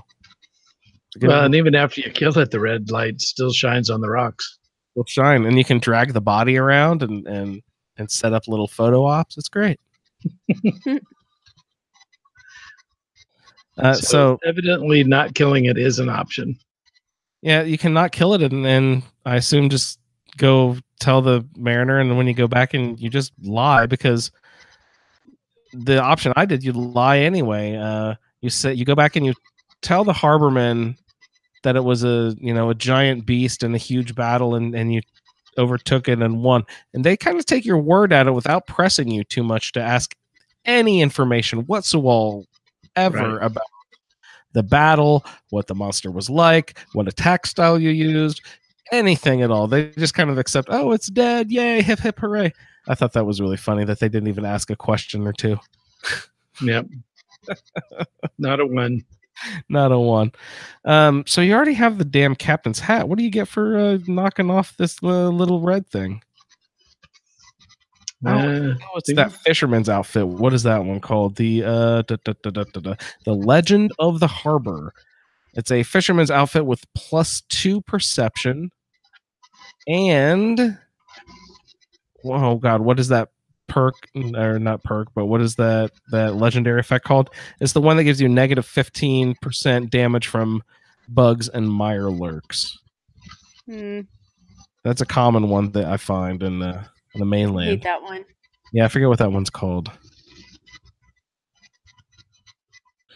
But one thing I didn't mark down here about this fisherman's outfit, it is one of the few items that can the ballistic weave can be applied to. So that is fun to have that legendary effect with the that would be a good.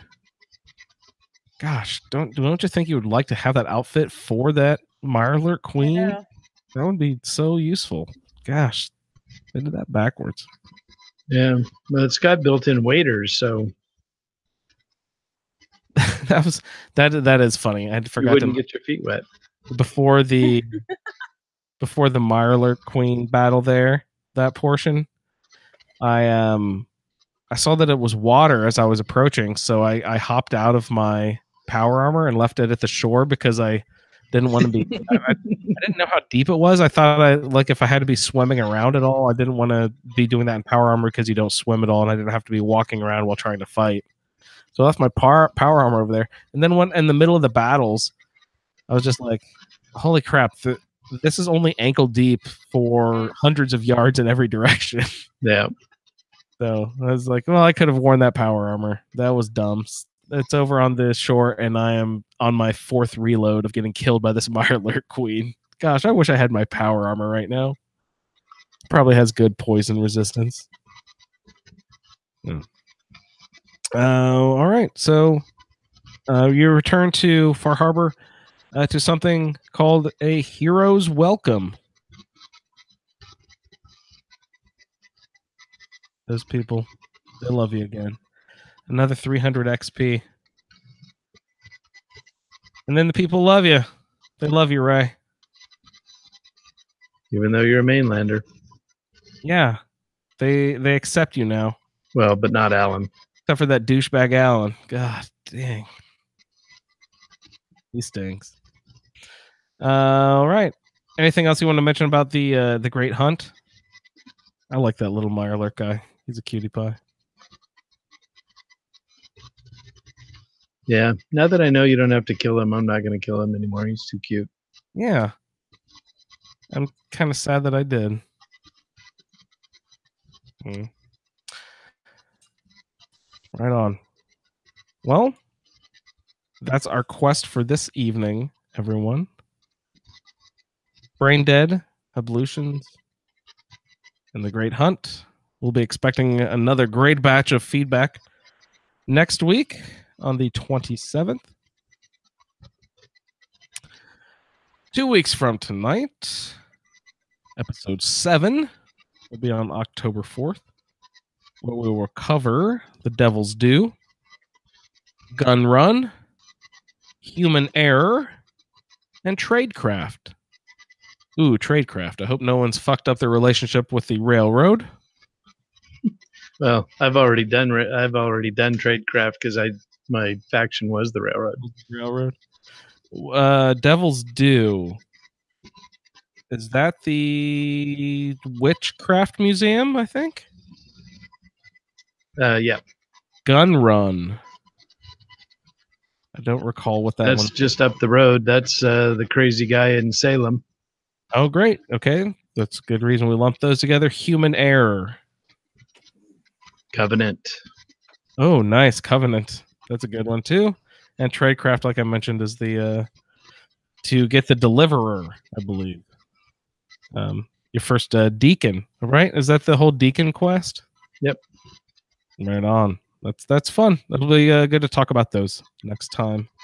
But yeah, hope everyone will call in with a good batch of feedback next time. Sarah? Hey. You keeping a good food journal this week? I think we need to be asking Ray to keep a food journal. I want to know what Ray eats on the day-to-day. It sounds like Ray was on vacation. He probably ate everything great all week. I know. Yeah, it's been killer. I got to say that octopus was pretty darn good. It looked amazing. You guys like octopus. It looks... So tell me about that octopus then, Ray. So that was Spanish style, right? Yeah, it's Spanish style, but it was first cooked in the confit style.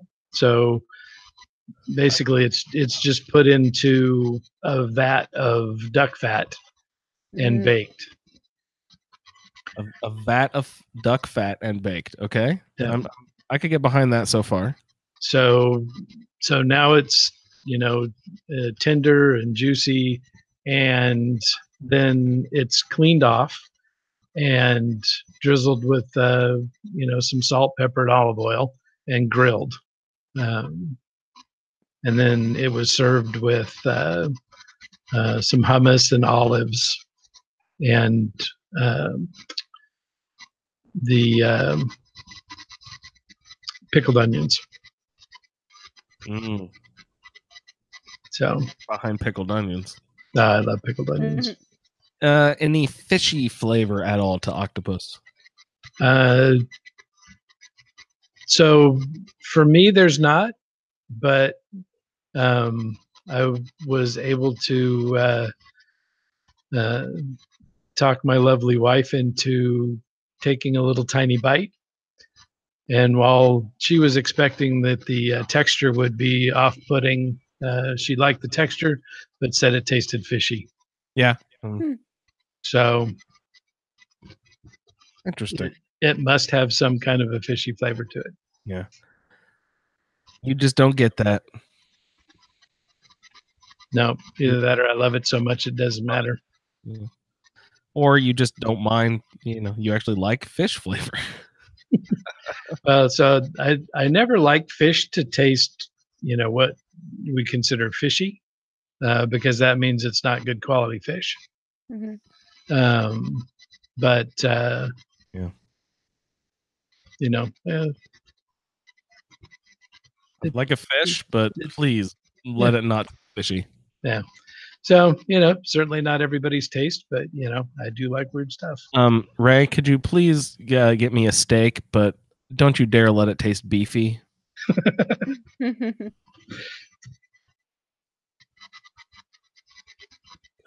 Yummy. Right on. Thanks, guys, for joining us tonight. Before we close off, I'd like to send out a message of congratulations to listener Carrie, who, after her surgery, is recovering. I believe maybe has left the hospital recently and gone on to a recovery apartment, maybe of some kind. Let us know how you're doing, Carrie. She uploaded a video of standing up for the first time in a good long while. So that was great to see. It was really special, really awesome. Congratulations, Carrie, on your recovery. Of course, our thoughts and well wishes are always with you. Drop us a note. Let us know how you're doing. Also, Adam Plude, also glad that you are in remission so far. Please keep us informed how you are doing, and let us know when your next round of. You said that you were taking a break on your treatment. Let us know when your next round starts up. Adam and I were actually talking about this on the group the other day. The Switch, Nintendo Switch has just started their online service, which means that all of our free online gaming that I've been doing for the last year and a half on the Switch is now done, and I now have to pay in order to get that access. But the great thing is, with Xbox, it costs $100, $120 a year in order to get the online service where you can play games with friends. The good news about this Nintendo Switch is it's only $20 a year, so that's great. And it actually, one of the great things about this new online access with the Switch is that you get the ability to buy old Nintendo NES original 8-bit games like Mario Brothers and Donkey Kong and all those old school games. And it comes with 20 free games preloaded with your first month subscription. So I thought that was really cool. I'm a big fan of the Switch, but that just means that I won't be able to access the Minecraft, the Fallout Feed Minecraft realm that we have until I go ahead and sign up for that. So Michael says he's found the Ender Zone.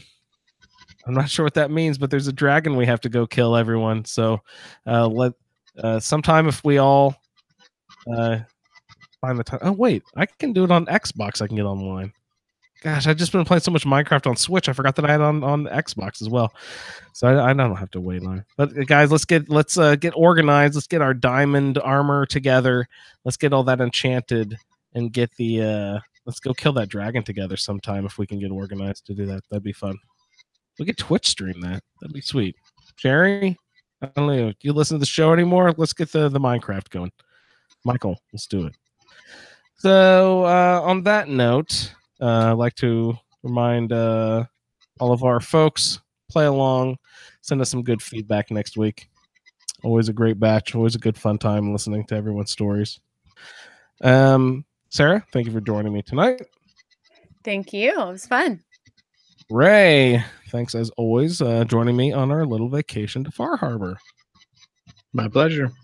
It was nice having you rub the sunblock on my shoulders. That was very kind of you. Well, you do have to be careful about that. The rad block, the fog block, I guess I should say. Thanks everyone for joining us, and we will see you in the wasteland. Thank you for downloading this episode of the Fallout Feed Roundtable. If you are interested in doing a play-along character with us, the show can be contacted by emailing falloutroundtable@gmail.com. For the Roundtable schedule, our Amazon link, and all other show information, please head on over to asapodcasting.com, where you will find the Fallout Feed, a Skyrimatic podcast, our YouTube channel, the Chatterbox, as well as other content. Once again, thank you for downloading, and we'll see you in the wasteland.